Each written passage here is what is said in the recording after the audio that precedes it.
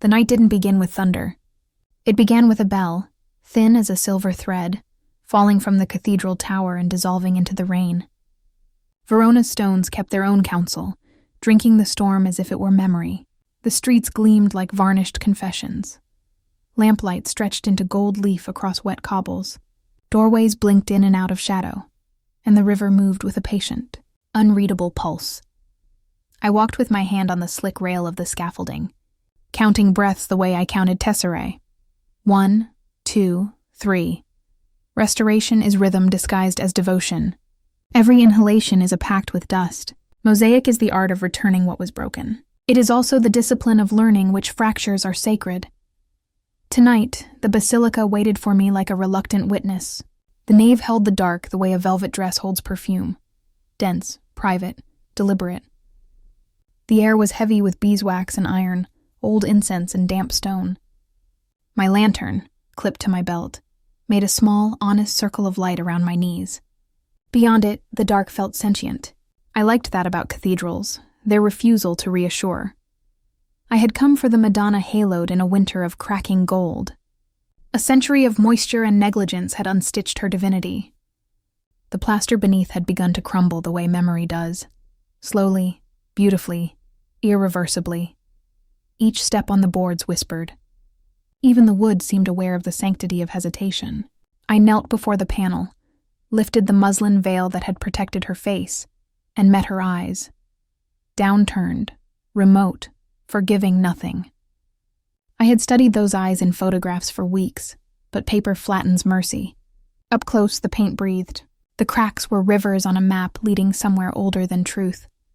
I brushed distilled water along one vein of gold. It trembled as if remembering being leaf. Somewhere high in the tower, the rain rehearsed its private litany on stained glass. Verona was speaking in Morse. Droplets, echo, silence. I had learned to translate such languages. You don't force a mosaic to confess. You wait for it to remember itself.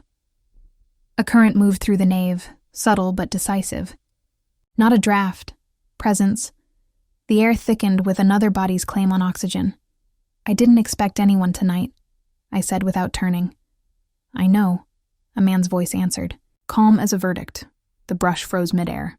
I turned, slowly, the way you would turn if you suspected the dark had grown eyes.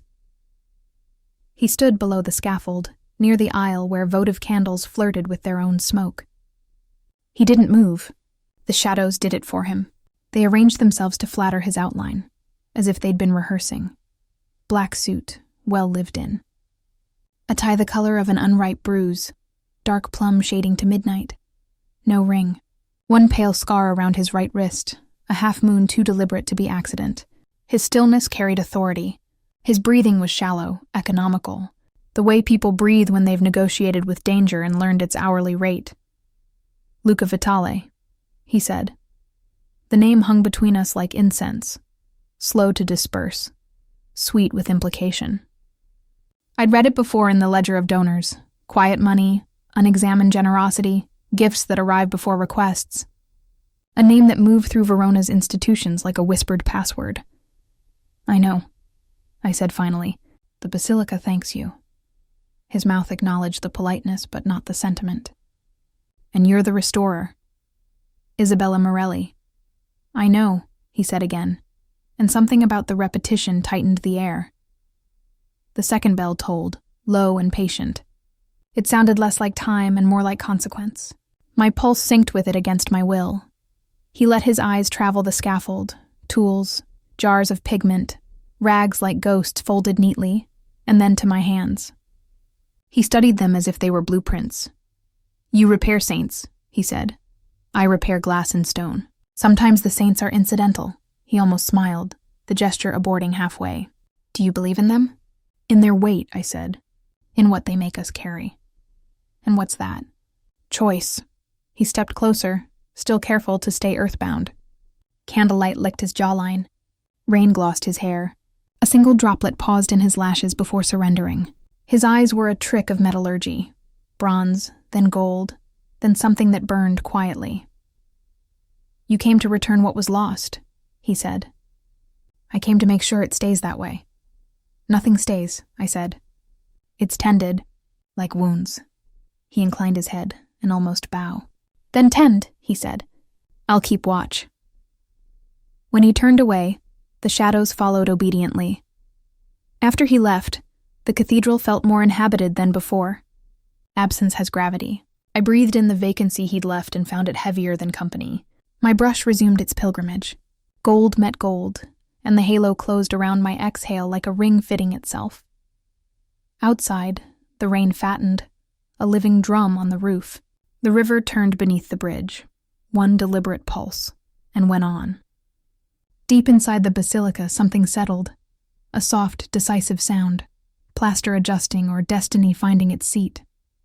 I worked until the lantern's battery faltered. As the light dimmed, I thought I heard a footstep, then another, fainter, centuries away. The floor remembering boots that had once believed in salvation. I told myself stories the way insomniacs tell themselves they're dreaming. Before leaving, I replaced the muslin over the Madonna's face. "On loan," I whispered, as though art required consent. The door closed behind me with a hush that belonged in confessionals. Verona exhaled fog into my hair. Somewhere across the square, a bar offered the comfort of bitterness and citrus peel. The smell found me like an invitation. The rain had thinned to a conversation. I took the long way home, along Via Roma, past shuttered shops that still glowed faintly from habit. A violinist under an arcade was playing for no one, his case open to the weather. I stopped, listened. The melody was older than the language I thought in. I dropped a coin which rang louder than music should. At the bridge, I paused. The adage was swollen, muttering to its own reflection. Lights quivered on its skin like promises with stage fright. My reflection looked up at me, a ghost with gold dust on her cheekbones. I thought of my father. He had smelled of turpentine and tobacco leaf, a restorer before me, the man who'd taught me that repair is an act of translation. Never chase perfection, he'd said. It's a rumor started by people afraid of patience. He had died in Florence, in a workshop that burned everything but the truth. I still have the letter they found in his drawer. A single line. Beauty survives who tends it. Sometimes I wonder if I inherited the craft or the curse. The rain began again, polite at first, then insistent. I ducked beneath an awning, watched water trace the outlines of stone lions. Their mouths had learned silence centuries ago. I was still learning. A homeless man slept in the doorway beside me, wrapped in a coat that had known wars. I left my umbrella next to him. When he stirred, I pretended not to notice. Kindness is only pure when it goes unobserved.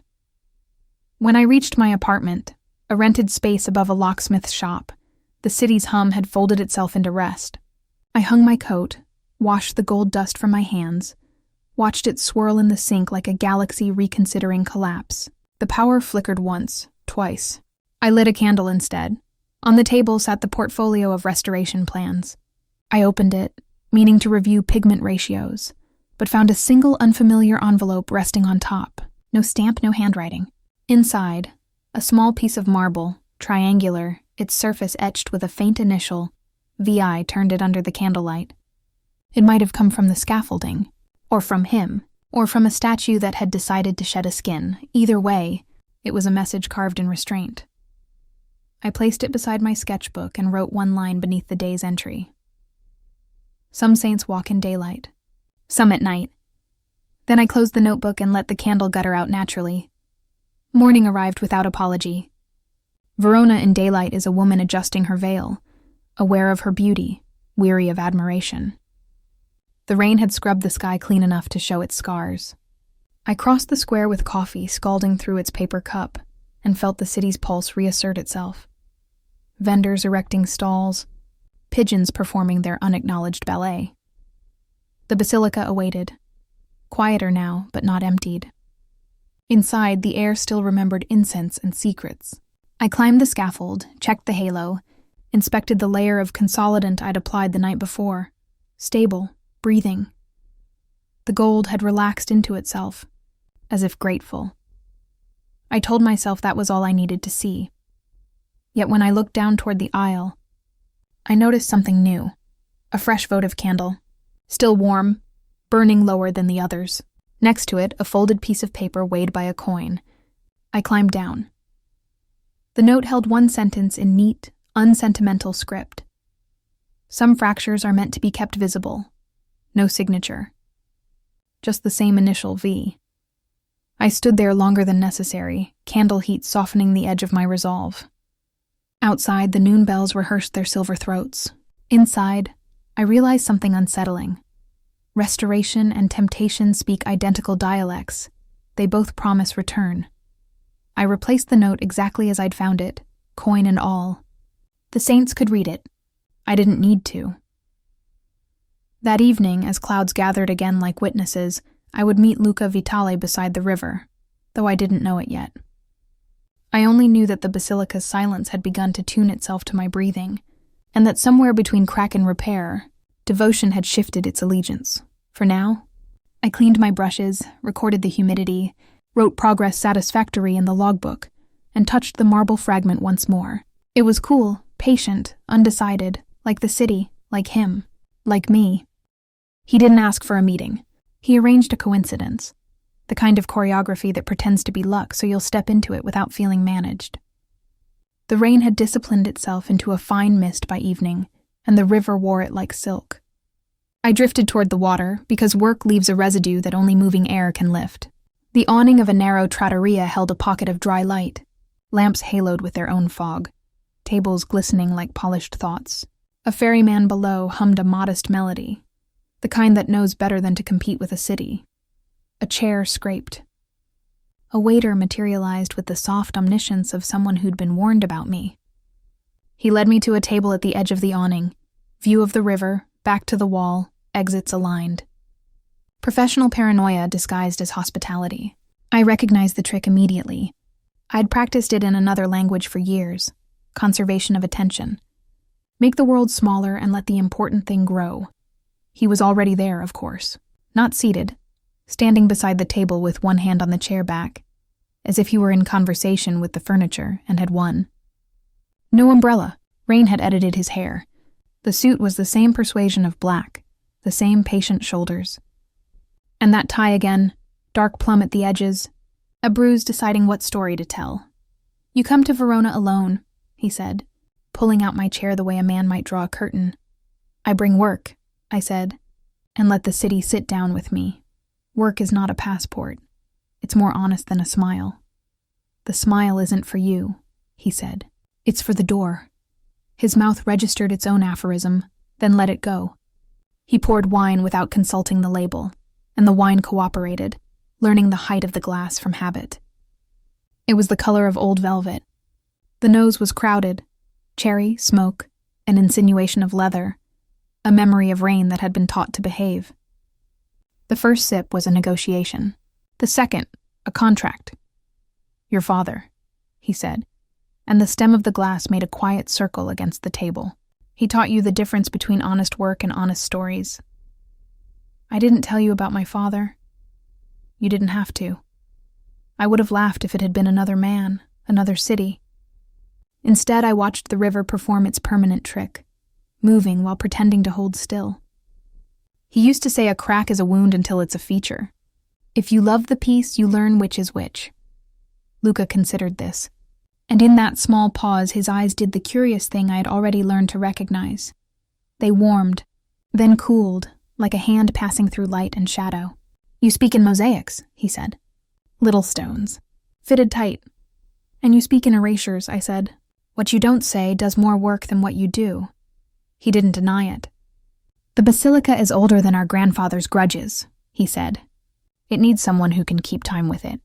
Someone who knows the difference between cleaning and cleansing." "I can keep time," I said, "but I don't cleanse." I placed my glass down precisely. "I reveal." He acknowledged my hands again, the way a man acknowledges a locked door he has no intention of picking, yet. A waiter set down bread with a ritual's economy and vanished. The rain found new ways to explain itself on the awning. "You found something," he said, not as a question. "I found cracks," I said, matching his neutrality. "And beneath the cracks?" "Another style," I said. "A second hand. An intervention that didn't trust itself. Common problem, and a name?" he asked. "There are words that enter a room like drafts. You patch them with conversation and pretend not to shiver. I swirled the wine. The surface turned into a red galaxy reconsidering collapse. There are letters, I said. They might be initials. They might be ornament. They might be nothing at all. Say them, he said. I didn't. A boat peeled itself from the bridge's shadow and slid downriver, a dark comma seeking its sentence. Somewhere behind us, a radio tried to tune a memory and failed with dignity. He placed a folded slip of paper between us. It was blank when I opened it. Meaning isn't always ink. You think a blank page frightens me? I asked. I think it listens, he said. You want me to write a number? I want you to write 2, he said. 1 for your work. 1 for what the work doesn't include. And what doesn't the work include? I asked. Unforeseen loyalty, he said. Unplanned discretion. The shadow cast by care.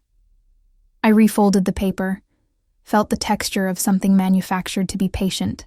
The basilica isn't a vault for secrets, I said. It's a mouth for prayer. Some prayers are only names spoken in the right room, he said. And some names need to stay forgotten. His gaze didn't harden. It clarified. You found the Vitale name, he said. The river took a breath as if it were mine. The awning surrendered a handful of water, which fell like a soft fist unclenching. My body practiced stillness the way professionals do. Outward calm. Internal storm. I found letters that could be anything, I said. Letters that rhyme with what you already suspect, he said. What I suspect is a late modification, 19th century, probably done in a hurry with poor binders, masking a stain someone didn't have the courage to name. What you suspect, he said gently, is that the saints look a little more like us than they're supposed to. I finished my glass because leaving anything half done irritates me more than grief. The rain softened. The lamps found their balance. A couple drifted past with the practiced intimacy of people who had already forgiven each other for later. He didn't ask again. He didn't have to. Tomorrow, he said. After Vespers. The North Transept. We'll look at the letters together. He laid a bill by my empty glass. Exact to the cent. No performance of abundance. No rented intimacy. When he stood, the night resculpted itself to his height. He paused close enough that I saw the pinprick burn in his silk tie, a microscopic star fallen from a forgotten match. Even his flaws had tailors. You restore the halo, he said softly. I'll restore the light. I don't need light, I said. I need truth. He looked at my mouth like it was keeping an archive. Truth is a choice, he said. And choice is a weight, I said. Then carry me, he said, and left before I could repay the debt with interest. I sat a moment longer with the river and the blank page. The ferryman's melody tilted toward a minor key the way a conversation tilts toward confession when it thinks the room can bear it. I folded the paper once, then again. It held its silence like a well-bred accomplice. I walked home, the city drafting me into its perimeter of reflection. Overhead, the cathedral observed Verona like a mother who trusts but verifies. In the window of a closed bookshop, a copy of Vasari stared at its own dust. I lifted my reflection with the glass and stepped out of it. The air smelled of wet stone and orange peel. The night tried on my name and found it fit. The next day behaved itself until noon. I worked in the kind of silence that makes vows feel redundant, the scaffolding holding its breath while my brush charted a geography of damage and repair. Consolidant wicked itself into hairline fractures and returned with gossip. Pigment performed its small resurrections. The second segment of the halo surrendered a headache-colored varnish to reveal a gold that remembered summer. I steadied the panel with my left hand and felt the city vibrate through the wall. A delivery truck prosecuting its case against mourning. A scooter practicing grief. A woman insisting to her phone that she didn't care. Routine is devotion in overalls. I love it. It saves me from narratives. Around 5, the sacristan's keys announced themselves, the basilica stretching its stone limbs to welcome Vespers. I logged temperatures and humidity, cleaned my brushes, and told the Madonna I would be back before the dark forgot my name. Outside, the evening was all patience, clouds idling like witnesses, pigeons filing their reports. I cut through a courtyard where laundry strung between windows looked like flags of unknown countries. An old woman watered the stubborn geraniums under her sill and gave me the nod we give to those whose faces Suggests they are keeping something alive that can't survive without attention. Reached the river early. The trattoria had reset its stage, the awning repolished, the glasses attentive. Luca was not there yet, which made the city feel briefly democratic. I stood at the parapet and watched the Adige put itself back together after each boat broke it. A boy in a red jacket ran across the bridge, a blue balloon tethered to his wrist like a story he wasn't ready to release. "You're punctual," he said behind me. "So are storms," I said, and turned. Today's suit argued for the same religion. Dark, articulate, precise. The tie was obedient. His hair kept its secrets. We didn't shake hands. Some distances are not meant to be conquered. They are meant to be respected like cliffs. "Walk?" he said. We did, the city offering us the agreed-upon anonymity of two people who haven't decided whether they are beginning or refusing. The river carried the rumor of other languages. A dog trotted past as if hired by the hour to demonstrate loyalty. "Tell me your rule," he said. "Which one? The one that keeps you honest?" "I don't know a single rule that powerful," I said. "But here's a habit. I never remove what I can reveal. Practical, moral, convenient," I said. "Convenience is underpraised."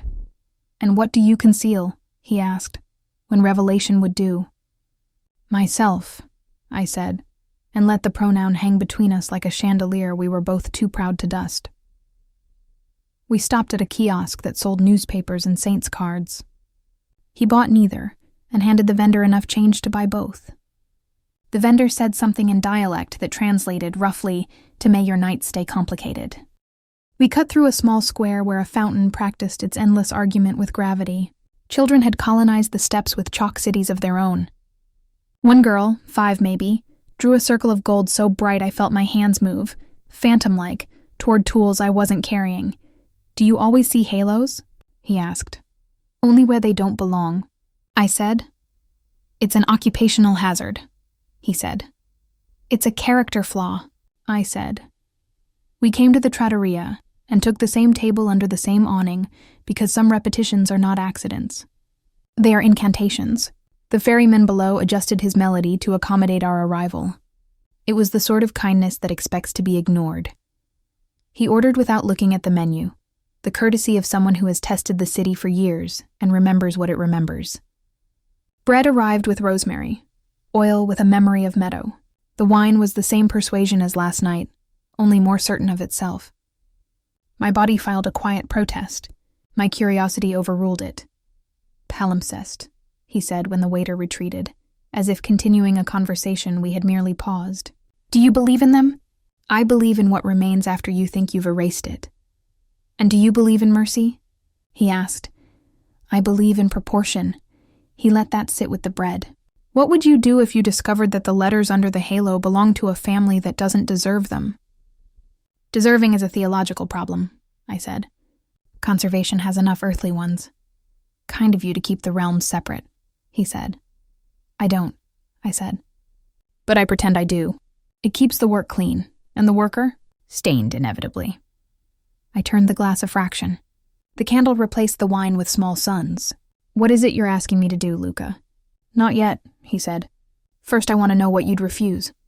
"Lies," I said. "Forgery, aesthetic euphemisms, and anyone who thinks beauty justifies anything." He waited. He was good at waiting. "What about discretion?" "Discretion is not a sin," I said. "But it can be." I met his eyes. "You want me to turn meaning into ornament?" The ferryman hit a sour note and apologized with silence.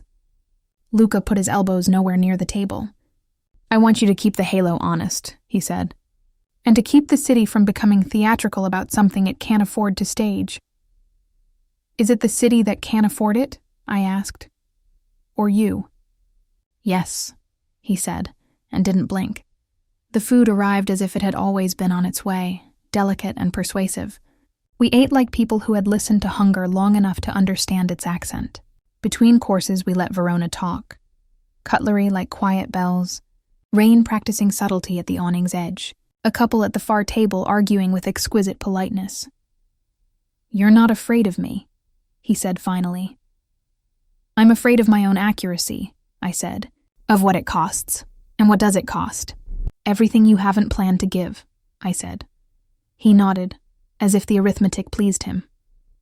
He placed another slip of paper on the table, identical to last night's, blank as a confession that hasn't found its crime. He slid a pen across the linen.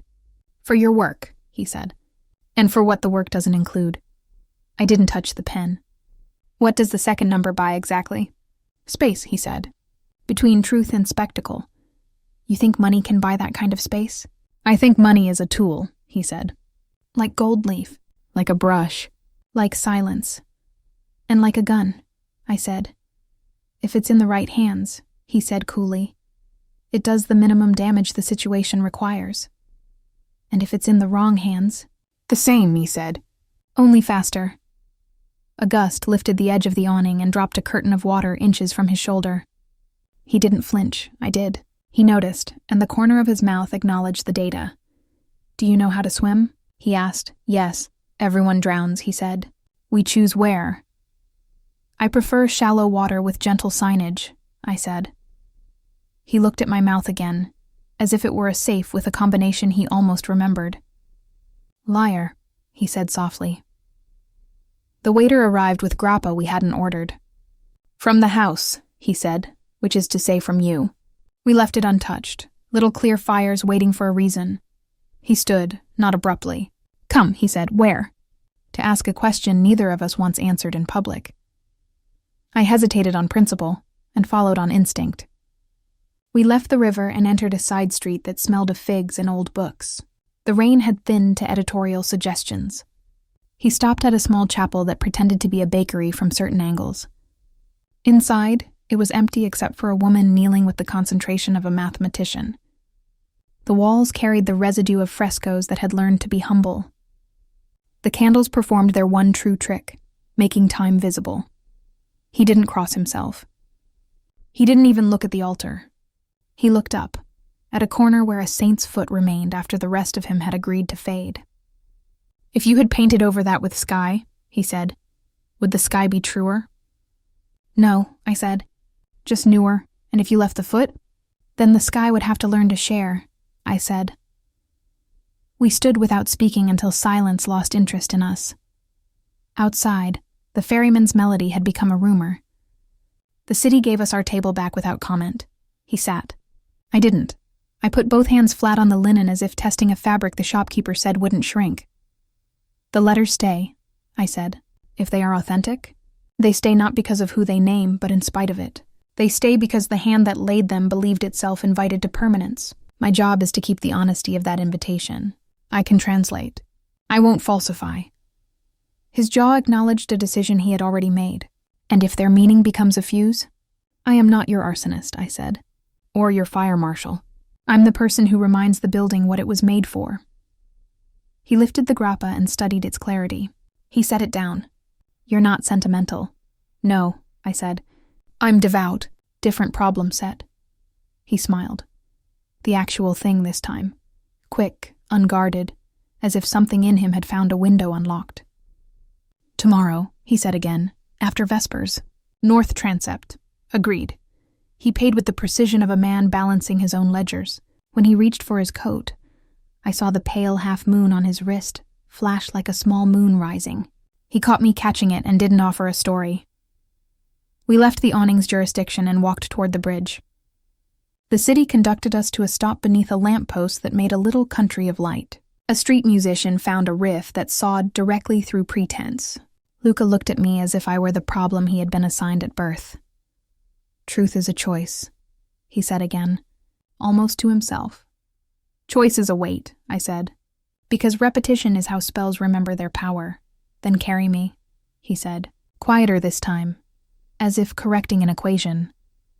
I'm not your saint, I said. No, he said. You're the restorer, he stepped back. And that's harder. When he turned away, I let the city hold him. It's good at that, absorbing men who expect to be followed. I stood listening to the river pronounce a language I almost understood. The blank paper in my pocket weighed less than it should have. I slept badly, which is to say, brilliantly. Sleep did with me what I do with walls. It removed what was loose, left what mattered, and refused to apologize. In the morning, the basilica accepted my arrival as if I were weather, predictable, necessary, and arguably indifferent.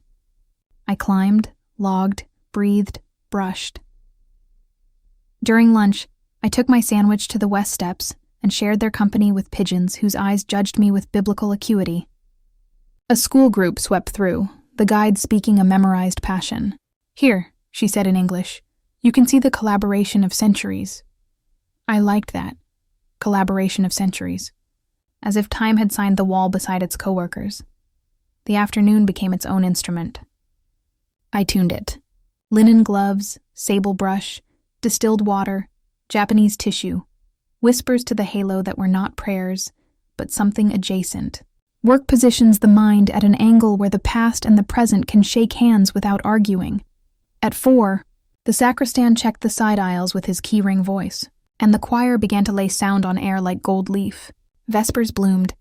I felt the music in my teeth. The Madonna's face tolerated my proximity. The gold forgave my attention. A fine crack in the northmost segment offered its confession. I accepted it gratefully and gave it back to itself. At 6, I descended. He was waiting at the foot of the scaffold, not intrusive, not humble, simply present, like a fact you can't afford to misread. A priest passed, nodded with institutional hospitality, and continued shepherding his twilight. "Ready?" Luca said. "For what is owed," I said. We walked to the north transept. The light there has a different temperature. Cool, exact, almost surgical. The stone remembers winter even in summer. He stood on the ground. I climbed. I peeled back the protective muslin with the ceremony of a surgeon exposing a wound that has already decided to heal.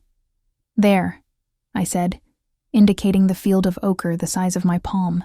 "The first mark is a V, possibly decorative, possibly declarative. The second is an I. Anyone can draw a line and call it I. The third has been bruised by time into something between a T and an L.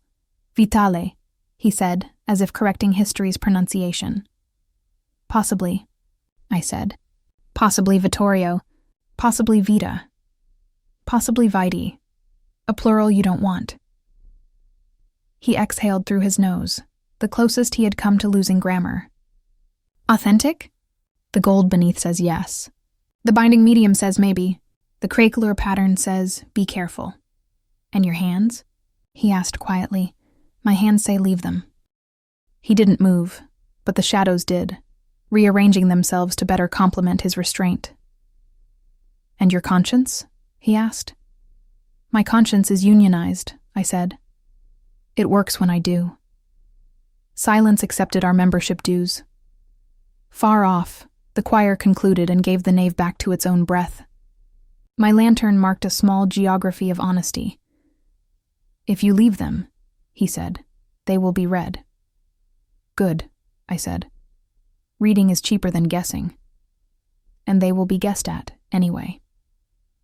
"Rumor outlives monuments," I said. He stood a moment longer, inventorying a future only he could see. "Very well," he said. "Leave them." "You don't sound like a man who likes leaving." "I'm a man who likes arriving in one piece," he said. "Different ambition." I reseated the muslin and climbed down. Standing beside him on the stone, I noticed how tall absence can feel when it's wearing a person. He didn't reach for me. He reached for the lantern and lit it. "You restore the halo," he said. "I restore the night." "Stop restoring me," I said, and the words landed softer than I meant them to. "I'm trying," he said, and didn't look away. We left the transept in a quiet that didn't ask us to be better than we were. At the door, the sacristan thanked no one, as is his right. We stepped into a Verona that had chosen to be generous with its evening. The river practiced certainty. The lamps rehearsed tenderness. A wind from the north undid a few strands of my hair. I didn't correct it.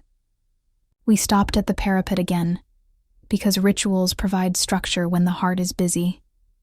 He placed both hands on the stone, as if asking the bridge to notarize him. The pale half-moon scar on his wrist didn't glow, but it wanted to. There will be a conversation, he said. Not public, not private, something in between. I will make certain that the city's appetite stays on a diet. And I said, will make certain the halo eats nothing but light. He almost laughed. It arrived like a bird that didn't trust the sill yet. Tell me something unimportant, he said. I alphabetize my pigments, I said. It doesn't help. I pay cash for flowers and never write my name, he said. It doesn't help. We stood there a while, equal parts confession and weather. A boy on a skateboard wrote his name on air and disappeared into its grammar. Somewhere, a door closed with the dignity of age. What happens tomorrow? He asked. Work, I said. And after work? More work, I said. Will you come to dinner? I already did, I said. He nodded as if I had solved a puzzle he'd drawn on a napkin years ago. Then another night, he said. Another night, I echoed, not promising anything, not refusing the furniture of a future. He turned to go, paused. You're not the first to find our letters, he said. But you might be the first to hear them. The question lifted its head, asked to be fed. Our, I said. He didn't answer, and that was the answer. He left the way he enters, like a solution a problem hasn't earned yet. I stayed, because it's easier to leave when the person you're not leaving has already done it. The river didn't applaud. The city didn't wink. I took the blank paper from my pocket, wrote nothing on it because I am devout in my habits, and folded it twice more until the silence felt appropriately dressed. Back home, I placed the paper under the marble shard with its faint initial and let the two objects share a room. The candle found them and did not dare to interpret. I washed my hands. Gold ran down the sink like small sons forgetting their ambitions. In bed, I stared at the ceiling and negotiated with sleep. It conducted the meeting with competence and eventually got its way. I dreamed a palimpsest of streets. Verona written over Florence, written over childhood, written over a workshop smelling of turpentine and faith. In the dream, a blank page lay on a table. I wrote 2 numbers on it. They were the same. I woke, with the taste of iron and citrus on my tongue, and the knowledge that tomorrow is only a word that believes it has time. Morning came honest. The basilica took me back like a weathered lover who knows your utilities are paid. I climbed, breathed, logged, steadied, revealed. There is a point in every restoration where the work stops needing you and starts tolerating you.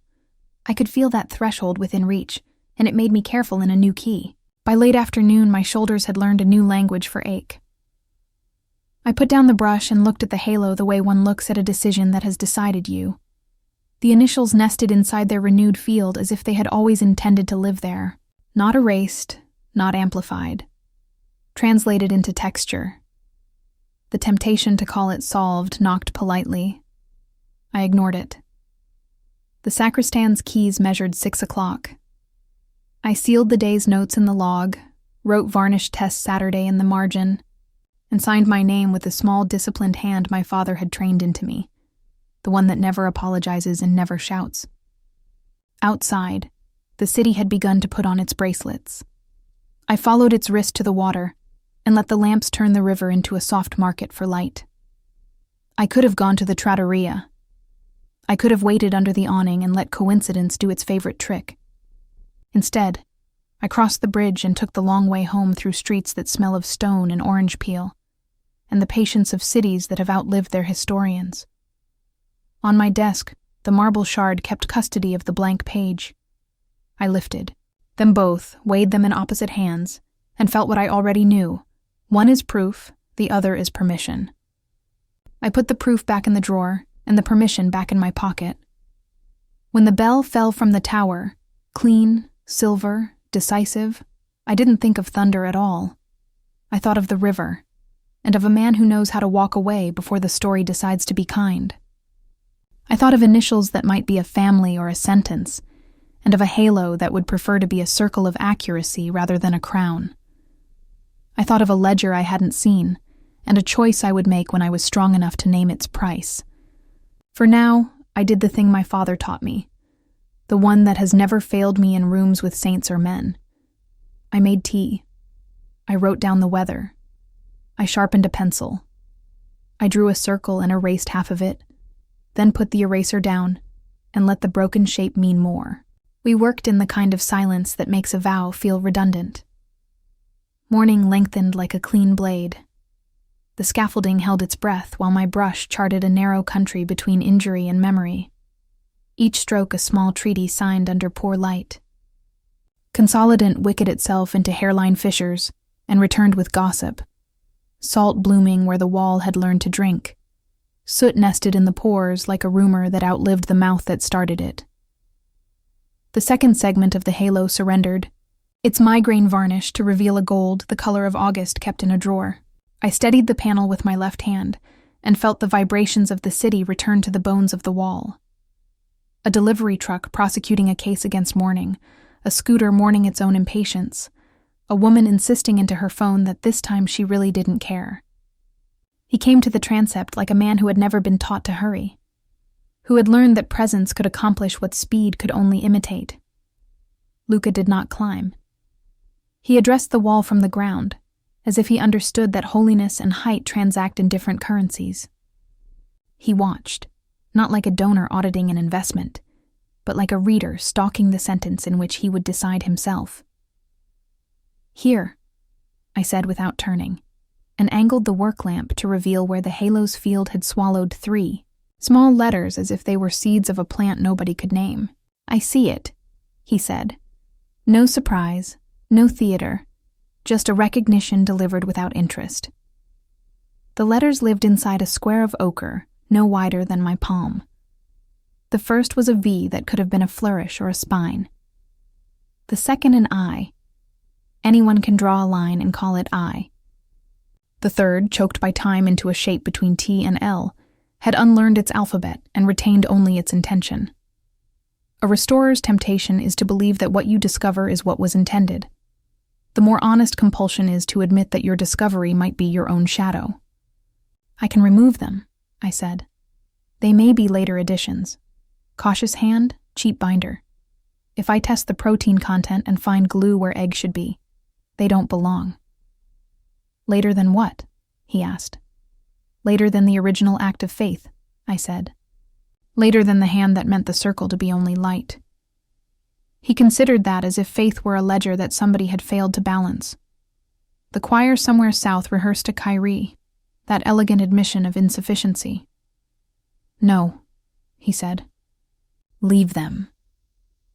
Hesitation anchored itself behind my eyes, a low pressure ache that felt like a question not yet offering its shoes. "Leaving them," I said, "is not neutral." "Nothing you touch is neutral," he said calmly. "That's why they hired you and not a priest." The sacristan ambled by with keys that spoke 3 dialects of Tuesday and frowned at the latter the way a father frowns at the bicycle that once drew blood. "Buon giorno," he said to the room in general, and to the letters in particular, as if they were parishioners with bad timing. When he had gone, I dampened a piece of Japanese tissue with distilled water and laid it gently over the middle segment. The paper shivered, the way skin shivers at being recognized. The halo had begun to breathe again, its gold learning to forget. The years it had been a coin, remembering only that it was light pressed thin. Above me, the clear story window filtered Verona into long blue measurements. Dust practiced choreography in the beam, and only sometimes remembered to be holy. "Tell me your rule," he said. "I have many rules," I said. "That way I can break different ones each day." "What's the one you always keep?" he asked. "I never remove what I can reveal," I said, "and I never reveal what the piece refuses to confess." "The piece," he repeated, not with skepticism, but with the quiet fondness of a man trying on a word that might become his. "And what does the piece want?" "To be itself without apology," I said. to be read without being devoured, to be held without being owned. The choir finished apologizing, and the echo collected itself in the transept like a shawl someone had forgotten and meant to come back for. A tourist couple wandered in, saw the scaffolding, and decided they had already seen this church in Rome, which both was and wasn't true. They left a soft weather of disappointment. When they were gone, he moved half a pace closer. He did not speak. The air around him had its own temperature. I thought of the scar around his right wrist, a pale half-moon like a vow cut off clean and polished into elegance. There are ceremonies no church will sanctify that still succeed. At noon, I climbed down and ate a pear on the steps with the concentration I give to any task I believe in.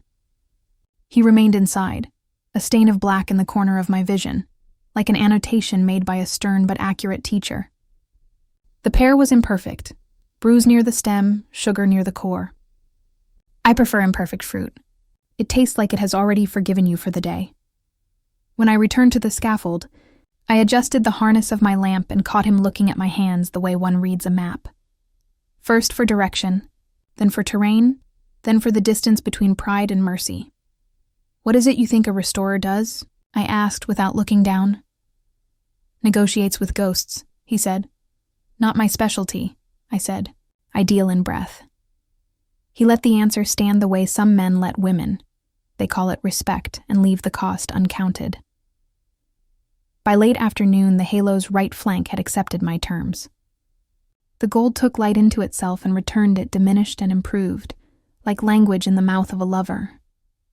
I cleaned my brushes, logged humidity, wrote no consolidation creep observed in a margin that kept my secrets politely, and covered the Madonna's face with muslin for the hour I would be away.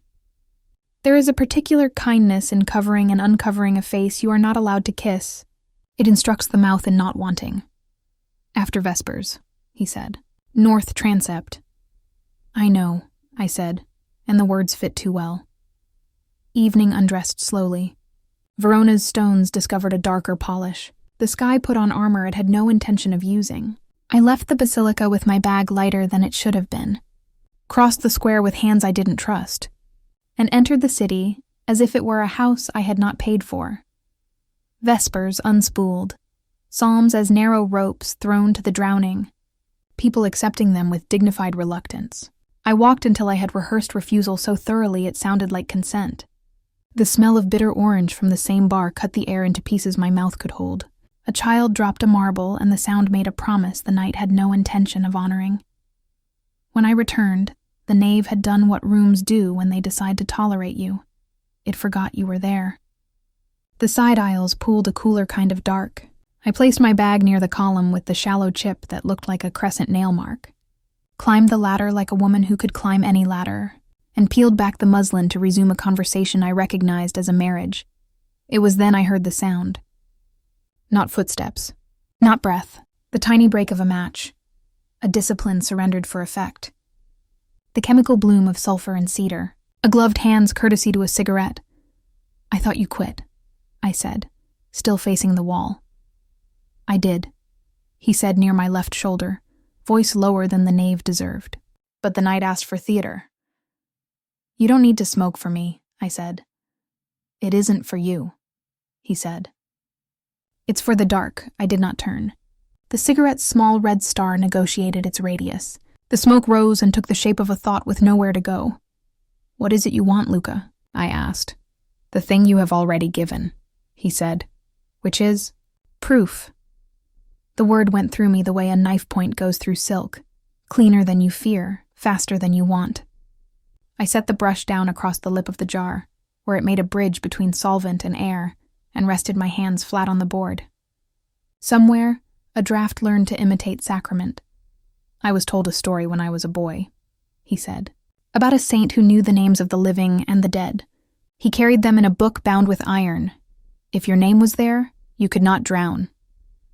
"You don't strike me as a drowning man," I said. "Everyone drowns," he said. "We choose where." I lifted the tissue, checked the gold skin. The halo reflected my lamp with a discretion I admired. "What do you need to keep from drowning?" "An erasure," he said. "Of a different sort. The kind that leaves the outline but removes the confession." You want me to keep the initials and kill their meaning. I reached for the sable, felt the handle remember my grip. I want you to turn them into ornament. The honesty of the request cut me where I was already thin. The recorder in my bag, habit not fear, suddenly weighed more than a machine and less than a witness. I don't know why I had brought it tonight. To prove I could be believed? Or to make belief irrelevant? And if they are your families? I asked, not sure I wanted to sponsor the answer. Then the ornament will be ours, he said, and no longer a claim. Truth is not a bouquet, I said. You don't arrange it to flatter. Truth in churches is the most arranged thing on earth, he said, and not unkindly. I turned then. The cigarette's ember drew a line down his face like a comet regretting its arrival. The smoke wrote slow grammar in the air. If I refuse? I asked. Then the basilica is your employer, and I am a stranger who misread the contract, he said evenly. You will return to Milan, and I will return to what I was before I saw your hands. The recorder in my bag kept refusing to be a conscience. The cigarette bled out to ash. He pressed it against the inside of his wrist, right where the pale scar lived, and in that half-second when heat considered skin, I saw the ceremony he was offering and the self he was trying to negotiate. He thought better and crushed it against stone instead. The tiniest ember haloed and died. Leave them, he said again, softer. Let the letters be a rumor. Rumors outlive monuments. I climbed down. The floor remembered each rung the way a body remembers a lover's excuses.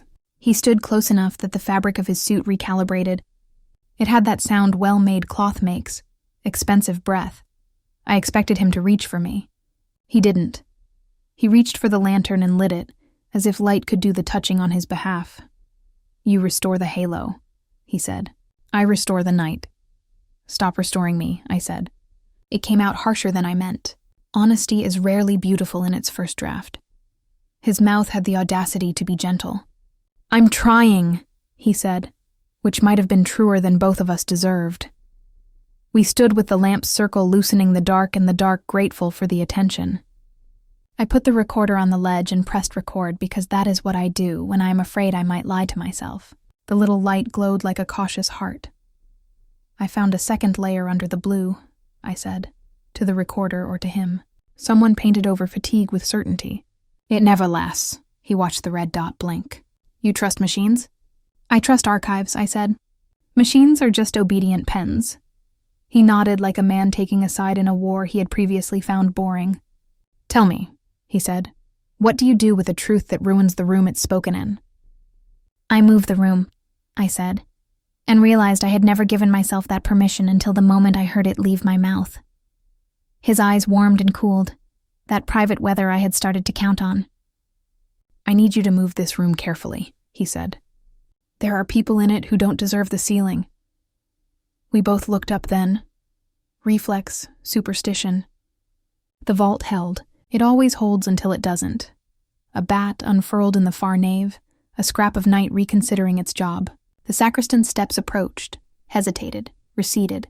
The basilica is an instrument, and sometimes you are lucky enough to be present when someone plays it by accident. You misunderstand me, I said. If the letters are authentic, they stay. If they are not, they go. That's the only erasure I practice. And their meaning? He asked. Meaning is the city's business, I said. Mine is accuracy. He stepped back, as if making room for the word to perform. Accuracy altered the air the way heat does over stone. He turned away first, not as concession, but as discipline. I let him have that win. It kept the game from becoming a sport. The storm that had been rehearsing all week chose that night to perform in full. The basilica took it personally. The roof translated thunder into doctrine. Rain plucked at the clear-story windows with the patience of a lover who knows refusal is a prelude. I worked because work is the only prayer I can pronounce without hypocrisy. The blue lifted under the solvent like skin acknowledging truth. The gold revealed its aches and its arrogance. The initials refused to apologize. Between passes, I walked the narrow catwalks that lattice the nave, a small country above the country. From there, Verona rearranged herself. Streets became veins, piazzas became open palms. In the side chapel of San Lorenzo, a woman lit a candle for someone who would not be rescued. In the far aisle, A soldier who had outlived his official language removed his cap and remembered an oath in silence. The church kept them both inside the same weather and made no comment. I returned to the panel and coaxed a flake of tarnish from the gold's edge, teasing it with a brush that cost less than regret and more than hunger. The recorder caught the sound of rain inventing new words on stone. I spoke into it without meaning to. Layer 2 stable. Varnish pocket opens to left. Letters anchored. I am not the judge. At some point, the door near the sacristy opened, and a draft arrived with a stranger's temper. Luca had gone. I knew it by the way the dark stopped behaving. I steadied myself with the scaffold rail, and a memory steadied me back. My father frowning at a blistering patch on an altarpiece in Siena, his thumb hovering and then not touching. Restraint is not absence, he had said. It's technique. He had poured tea into a chipped cup and given it the reverence men reserve for the stupidly expensive. He had never taught me how to forgive. He had taught me how to stop where the truth begins. My phone breathed once in my pocket. A message from Milan I didn't need. I silenced it. In the transept, the Joan of Arc statue minded her own fire. The saints on the walls continued their unemployment. Light ran its small economies along the floor. 2 hours later, the storm exhausted its theater. The city shook loose the water like a dog resisting instruction. I packed my tools with the tenderness I cannot spare for people. I covered the Madonna's face. I told her nothing. Descending, I counted the ladder rungs under my breath, the way one counts the beads of an apology. At the floor, my knees remembered I owed them an explanation. I did not provide one. The sacristan reappeared with a thermos and 2 paper cups, offered one as if he were giving me a confession he didn't want. Piovi troppo, he said. It rains too much, which was weather and also philosophy. We drank in the side aisle while the church retranslated the storm into cooling stone. Letters, he said, tipping his head toward the transept without looking at it. Letters, I agreed. Always letters, he said, and the smile he didn't commit to moved through the muscles like a rumor. I left by the west door, the one that prefers not to be watched. Verona steamed gently in her sleep. The river had grown larger and more convinced of itself. I found the awning by the water still awake. A stray chair slid under it like a dog under a table. I sat without ordering and let the city take attendance. The blank paper from the other night hummed where it lived in my pocket. I took it out, flattened it on the table, and wrote nothing on it again, the way you bless water that is already holy. On the bridge, a boy ran carrying a box of pastries like contraband. He dropped one and did not look back. A woman picked it up and placed it on the parapet as if the river had ordered dessert. A gust lifted a single napkin and sent it out over the water where it rethought the idea of flight and then performed it badly. I should have gone home. Instead, I returned to the basilica because the work had begun to dream me, and I am ungracious when woken mid-sentence. The nave accepted my re-entry with the weary tolerance of a room that knows you're going to be here until you figure it out. I climbed with deliberate slowness, switched the lamp on low, and studied the initials as if they might blink. They did not. They were the opposite of blinking, permanent attention. A breath behind me belonged to nobody. Still, I felt it. Not now, I said to the air. The air listened. It has better manners than men. I set the brush down and touched the halo with 2 fingers, exactly where the gold knows the difference between being looked at and being seen. You're almost back, I whispered, and did not add, and so am I. I should say now that descent is not a plunge. It is a practiced angle. You think you are walking in a straight line, and then the floor introduces you to gravity's hobbies. By the time you name it, you've already learned enough about falling to get a job. Descent continued the next day and the next. I woke, ate restraint for breakfast, and returned to the wall. The city shifted keys, markets opening like prayers to commerce, schoolchildren rehearsing the theater of being shepherded, tourists arriving with their own weather. In the north aisle, a man sold postcards of buildings the sky had already memorized. A police officer stood still long enough for a pigeon to believe in him. I let none of it in and all of it through. Luca came when he came. Not daily, not predictably, like weather with a calendar. Sometimes he said nothing and the silence became a third worker, unpaid but indispensable. Sometimes he asked questions that were not questions. How long does gold remember it was leaf? What is the difference between restoration and revenge? If a lie is beautiful, does the eye forgive faster than the hand? I answered like a woman who has learned the price of eloquence, as long as needed, consent. No. Once, around noon, the sacristan wandered close enough to overhear and decided to contribute an entire theology in 5 words. Non si toccano I morti. We do not touch the dead. And then he touched the column he had been touching for 40 years, because orthodoxy is a muscle memory like any other. Under the lamp, the initials kept the patience of granite. The craquelure around them behaved consistently with the older field. The binding medium fluoresced correctly under my small UV torch. The protein test told me egg, not glue. The letters were not late. They were early, or exactly on time. They stay, I said aloud to nobody, and to the recorder that was growing fond of the word, stay. The storm had scrubbed Verona's sky into a paler honesty. Afternoon light arrived with a clarity that made dust arrogant. I removed stray consolidant with a scalpel the way one removes a sentence from a letter you have decided not to send. I beveled a loss to accept fill, tuned the tone of the infill to the surrounding field with a pigment mixture that did not exist yesterday, and left a margin of humility, because humility is the only varnish time can't separate. That evening he returned, a colder shadow riding him. He carried nothing in his hands and too much in his mouth. There is a rumor, he said. There is always a rumor, I said. This one has a date, he said. Dates make rumors feel employed, I said. He looked at the initials, at the halo that was beginning to collect light the way a bowl collects rain. When the city reads these, he said, it will remember debts it cannot afford to honor. I am not the city's accountant, I said. I'm a stenographer. You are also the witness, he said. And you? I asked. The consequence, he said, as if trying on a coat he would have to wear in weather he didn't order. We stood in the north transept where the stone keeps winter even in August.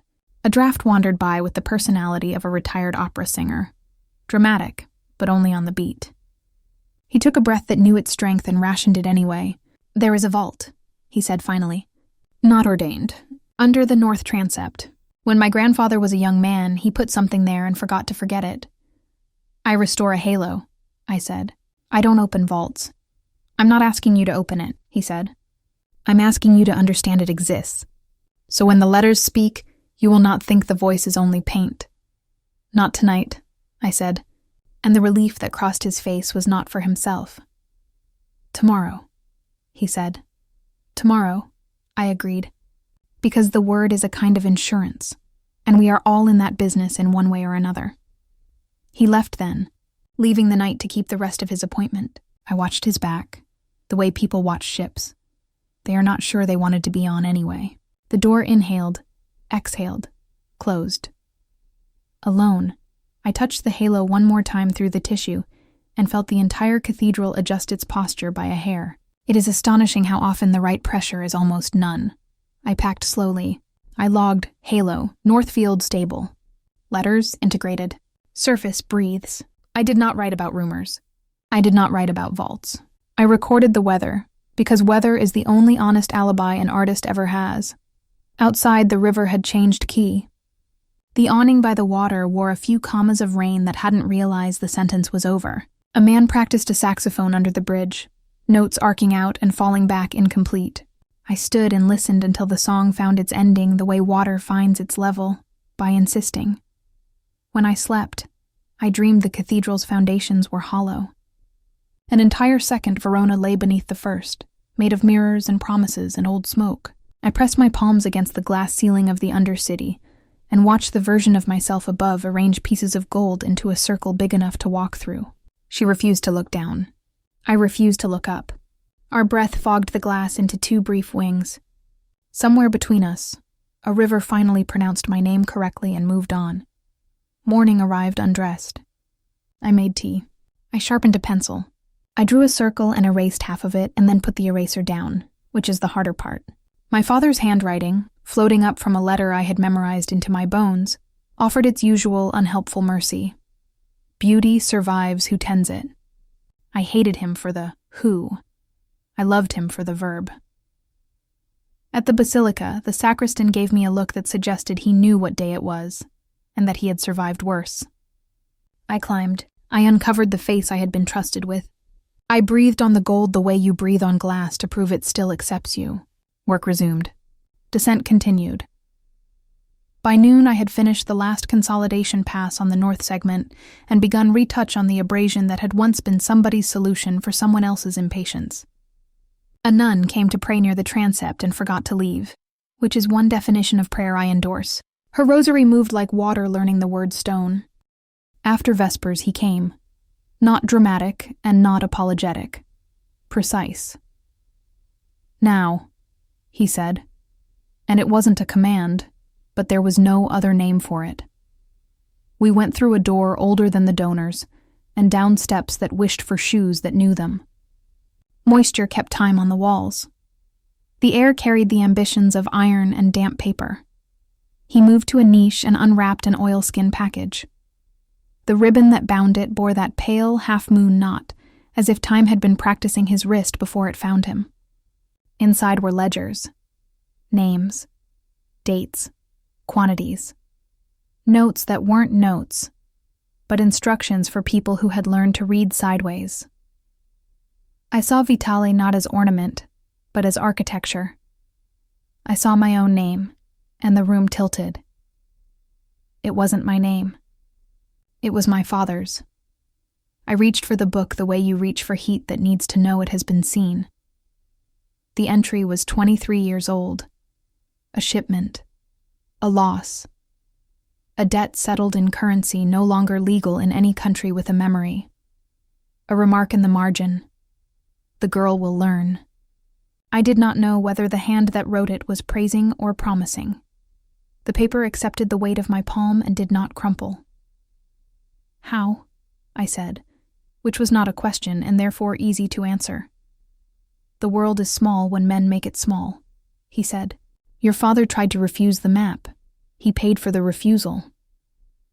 What did he do for you? I asked, suddenly sure there was a ledger not in my hands. He made me an enemy, he said, and then taught me the dangers of an honest enemy. You could have told me, I said. I could have lied to you, he said. And yet you brought me here. Because you will not forgive me, he said. And I needed to know what a world without your forgiveness feels like. I didn't answer. The air between us stilled, too heavy to breathe, too close to escape. He didn't move again, and neither did I. The silence trembled, found its courage, and closed the distance. For an instant, the world forgot its architecture. Time leaned forward. It wasn't forgiveness. It wasn't surrender. It was gravity. Quiet, precise, and merciless. When it passed, the air remembered us differently, as if something once separate had learned its symmetry. We returned to the transept eventual and older. The halo waited like a fact. The initials did not blink. The recorder on the ledge gave a small red pulse that could have been a heartbeat, or a warning light on an aircraft deciding whether to land. What do you want now? I asked. To give you the choice you already took, he said softly. Tell me to burn it, and it burns. Tell me to keep it, and I keep it where no one will read it. Tell me to hand it to the state, and I will stand next to you when you do. You won't stand, I said. You'll fall. Then I fall, he said. And there was no theater in his voice. Only whether I placed 2 fingers on the pale half-moon of scar where his match had almost turned ceremony into punctuation. I did not consider whether touching him would hurt me. I considered whether not touching him would erase me. I won't save you, I said. I didn't ask, he said. I will not be your absolution. Be my accuracy, he said. I let go. I chose the ledger. I chose the light. I chose the idea that a name can be pronounced without burning down a city if the tongue is careful, and the air is wet enough, and the hour is late enough, and the woman speaking has learned how to break what needs breaking and leave what needs leaving. When he left, I was alone again with the halo, and the rumor and the sound a cathedral makes when it forgives neither of you, but continues to hold up the roof. I turned the lantern down so the gold could remember how to be light without a witness. I picked up the brush the way you pick up a sentence you had dropped in the middle of a room full of people who pretended not to notice. Dissent is not hell. It is honesty under gravity. I kept going. The gala was not a gala, though everyone dressed as if forgiveness required silk. The basilica's nave, usually so sure of its own shadow, allowed chandeliers like tame constellations to descend and make the stone pretend to be generous. A quartet tuned itself into contrition.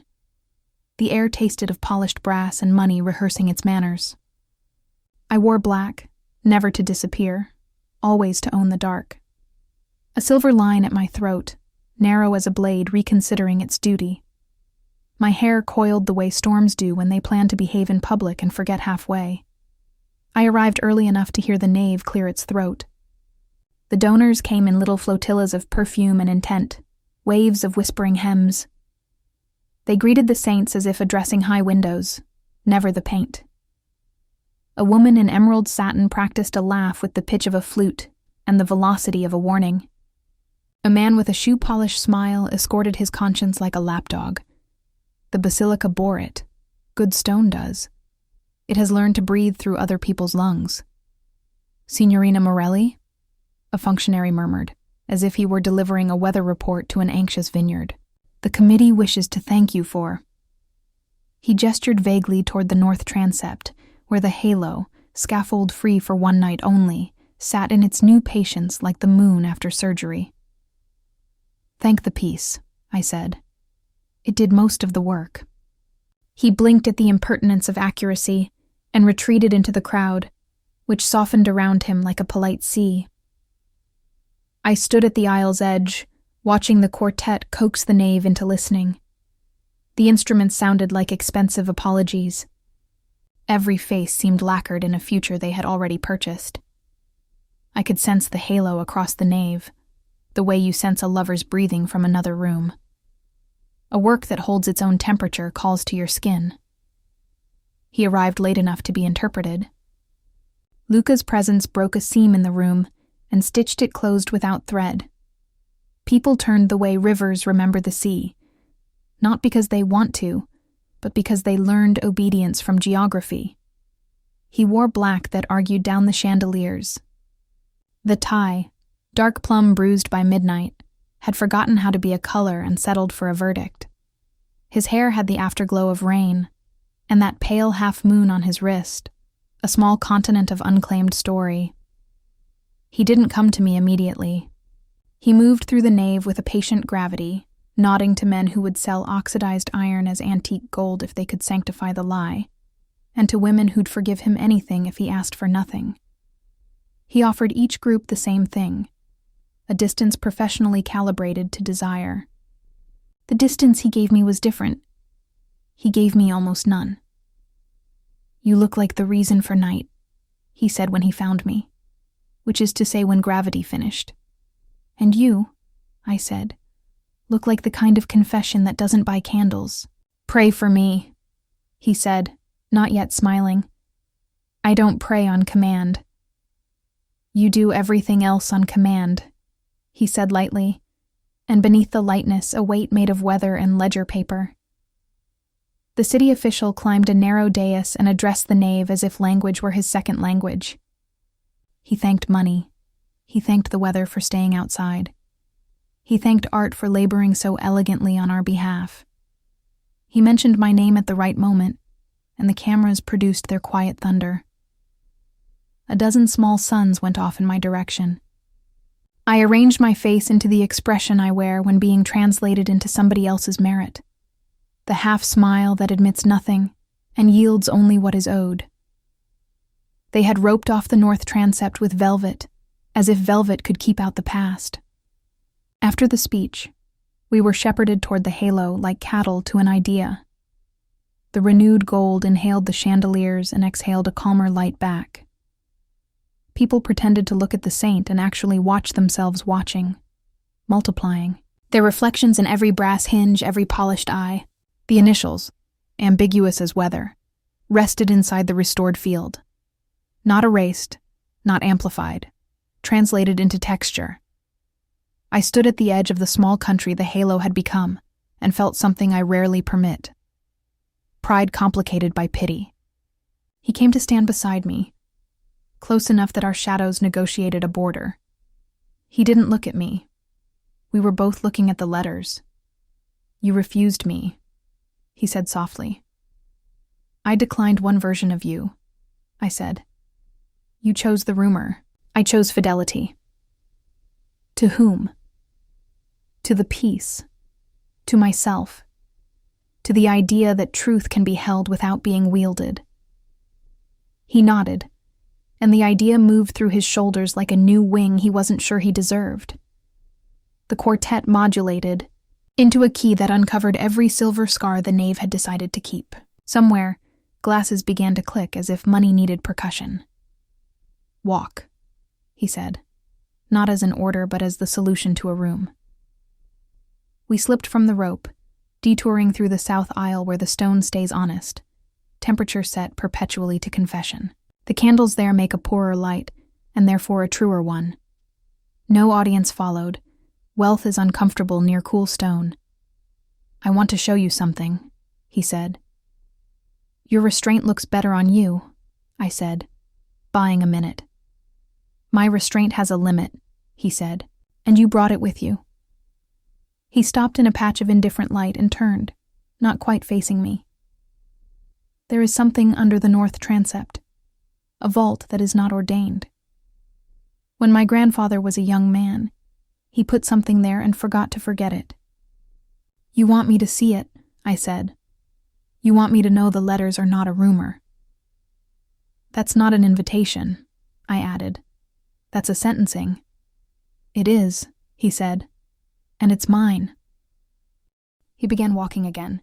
I followed, the way a storm follows a smell. Past the procession door that opens mostly for saints in trouble, down a stairs that wished for older shoes.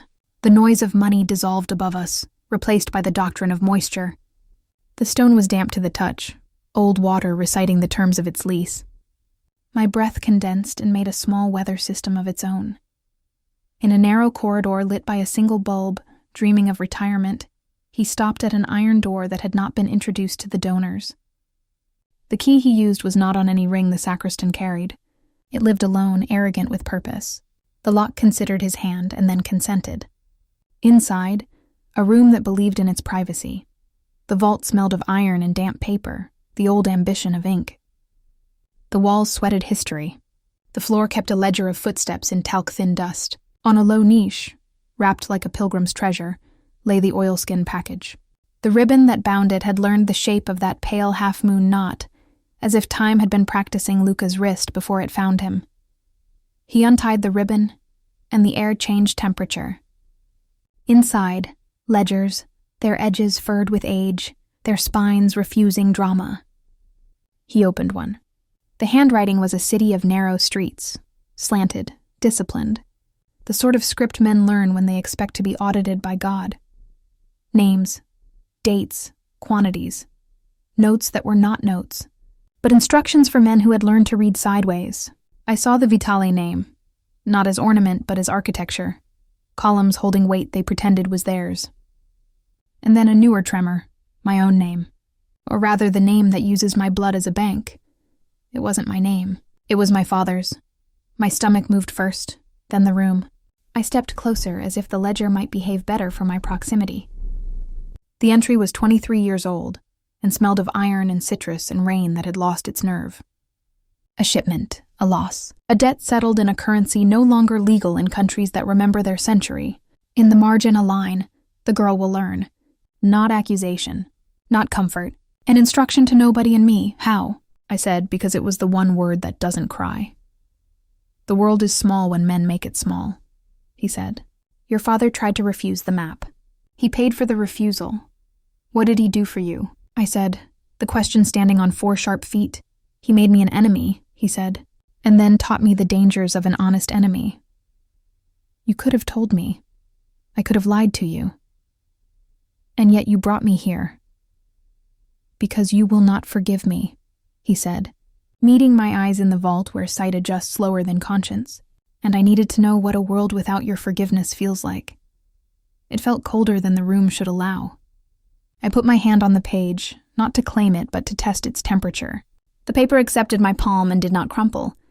The ink refused to bleed. That is the nicest thing about old sins. They are legible. You loved him, he said, not as a question. As a statement a man makes when he decides to be mistaken on purpose. No, I said. I endured him. And then I became him. And then I didn't. And then I forgave the part of me that didn't know the difference yet. The answer surprised both of us. The vault heard it too, and added it to the condensation on its walls. He turned a page with the care of a surgeon folding back skin. There were more entries. Names that had sat beside my father in cafes and funerals. Numbers that had purchased forgettings and funerals again. Each line was a rung on a ladder nobody should have to climb, and everybody did. Why keep this? I asked. If not for confession, if not for power. Because destruction is lazy, he said, and memory is expensive. So is innocence, I said. Innocence leases, he said. Memory buys. We were quiet then. The quartet upstairs shifted movements. The knave applauded and called it reverence. I could hear it faintly through the stone, applause like rain trying to be invited in. What do you want now? I asked, eventually and precisely. To give you the choice you already took, he said softly. Tell me to burn it and it burns. Tell me to keep it, and I keep it where no one will read it. Tell me to hand it to the state, and I will stand next to you when you do. You won't stand, I said. You'll fall. Then I fall. The sentence was in the same voice he used to order wine and condemn men. No theater, only weather, a climate declaring itself. I looked at him, the dark suit arguing with condensation, the tie drowning nobly, the scar at his wrist a pale punctuation waiting for a sentence. He searched my face with the attention men reserve for documents they cannot afford to misread. The room narrowed. The air acquired the taste of coins. I reached out and touched the half-moon on his wrist. It was cooler than my finger. For a heartbeat he mistook the gesture, and then he didn't. I felt the echo of that extinguished match, the almost ceremony. Somewhere in another room a door shut with the slow decorum of good wood. I won't save you, I said. I didn't ask. I will not be your absolution. Be my accuracy. The words landed between us and did their dangerous work. Accuracy is not neutral. It cuts, and then it stitches, and the scar is the only proof either act was real. I let his wrist go and the room recalibrated. Leave the ledgers, I said. For an hour. For a day. I want to read them where the stone can correct me. Isabella. I am not sentimental, I said. I am devout. Different problem set. He almost smiled, and then he wasn't foolish. I'll give you the room. He stepped away, but not before placing a sheet of oilskin over the open book. A gesture both legal and kind. His hands are competent. His hands are guilty. His hands are useful. The vault watched him leave and kept its opinion damp. Alone, I sat on the ledge as if waiting for a train at a station that runs on penance. I read. The years turned like pages that held a slow fire. Threads wove between names. A mechanic who never learned to fix the right machine. A magistrate who remembered his oath on odd days only. A sister who mailed money with a note that read for your lungs and meant for your luck. The entries were mundane in the way evil learns to be. Dates and deliveries and the occasional remark, cool as a pulse. The Vitale architecture rose and fell through it like a viaduct, carrying what should not travel, bearing weight nobody names out loud. And my father. He appeared not as protagonist, as proof. He had tried to refuse a job that allowed him to sleep. He had agreed to a job that allowed me to eat. He had written Beauty Survives, Who Tends It, and then used his hands to tend what beauty did not want. I wanted to hate him. I hated him. I wanted to forgive him. I forgave him. I wanted to lay my head against the ledger and leave an oil stain of myself. And then I remembered, you do not mark the archive with your weather. By the time I closed the book, my body had learned the vault's temperature. My breath no longer evaporated into dramatic clouds. It merely disappeared, efficient. I tied the ribbon back around the oilskin packet. The knot my fingers made looked nothing like a half moon. It looked like a woman telling string the truth. When I stepped out, the corridor felt almost domestic, its predictable length, the bulb's stubborn survival. Luca waited just outside the iron door. He had given me the room and taken the consequence. The longest minute. The one in which the person who might damn you is reading how. He searched my face again. Not for mercy. This time for grammar.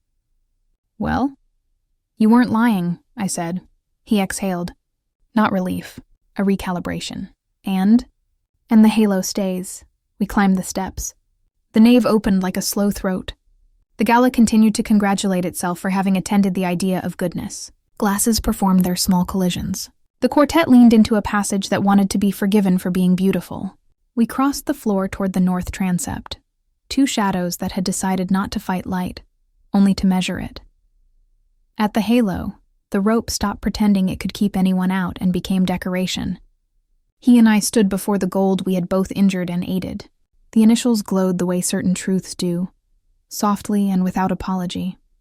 You understand? He said. That when they are read? Yes, I said. And you still? Yes. He didn't look at me. He looked at the letters like a man gazing into a pond he has thrown a stone into and wishing to learn the future from the ripples.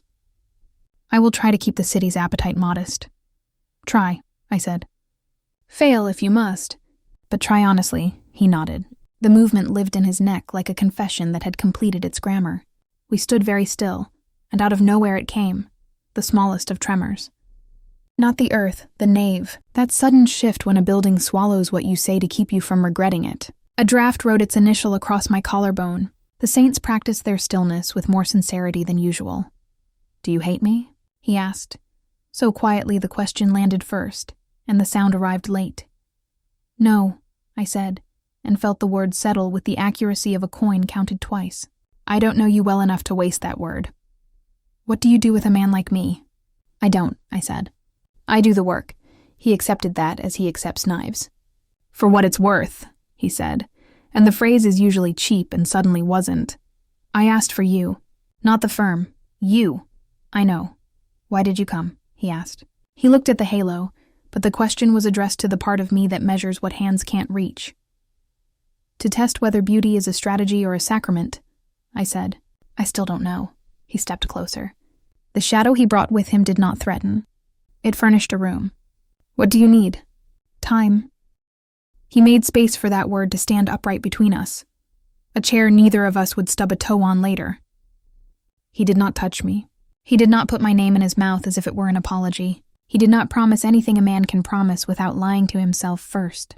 He did something rarer, stayed the size of his consequence. Across the nave, the city official announced dessert like a truce. The chandeliers performed restraint. We remained at the halo, which had learned to be itself again.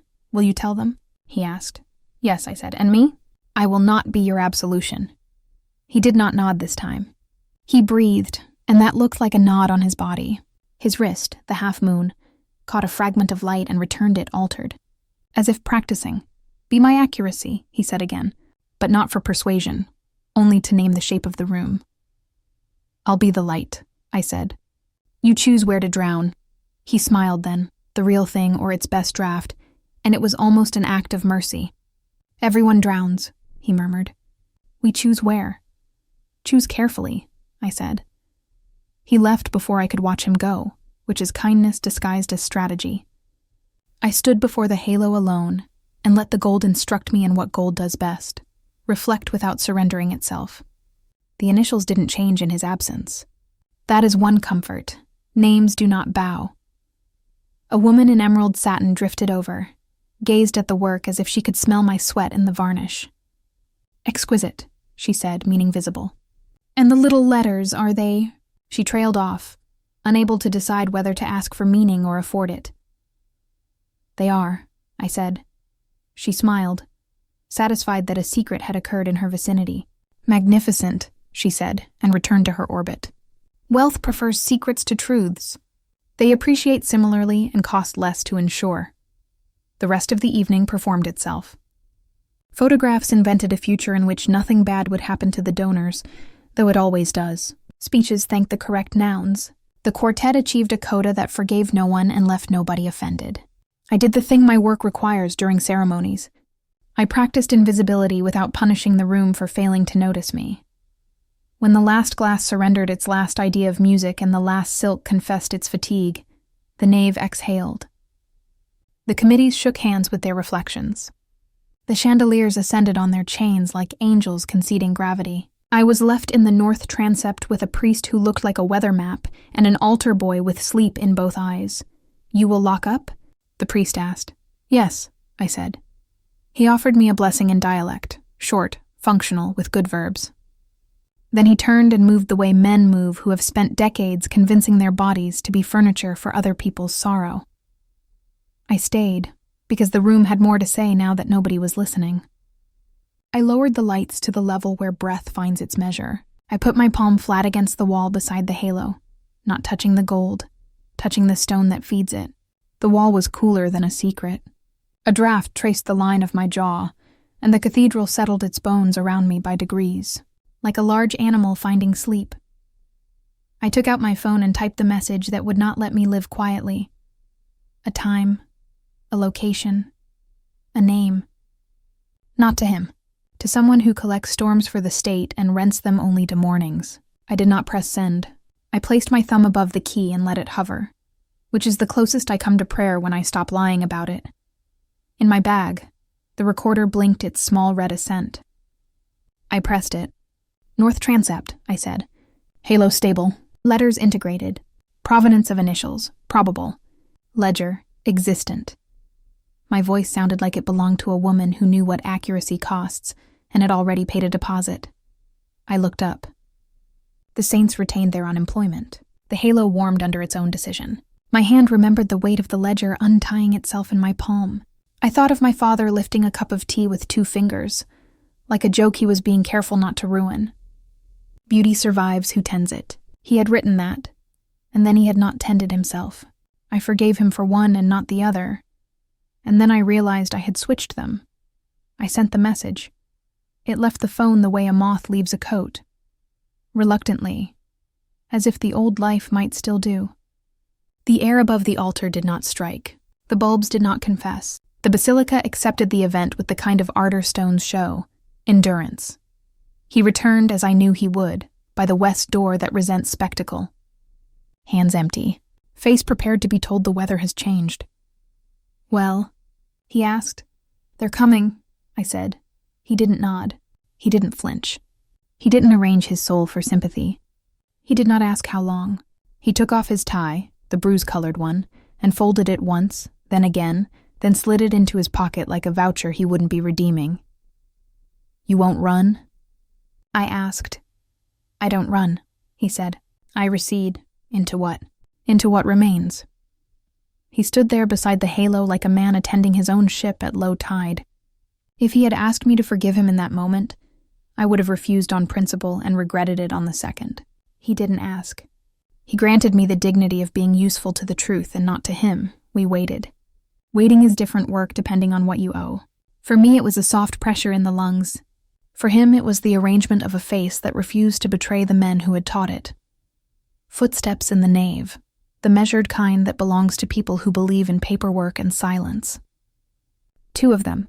The officer from the division that has no public name appeared with a colleague who wore his coat like a verdict. They didn't show badges so much as allow the room to produce them. They nodded to me, and I gave them the sentence I had rehearsed. Place, date, ledger, initials, provenance, risk.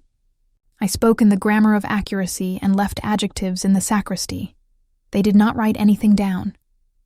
Paper would have felt theatrical in a room that dislikes applause. "Where?" the officer asked. "Under," I said, and led them through the door older than donors, down the stairs tired of shoes that don't know them, into the privacy that had believed in itself.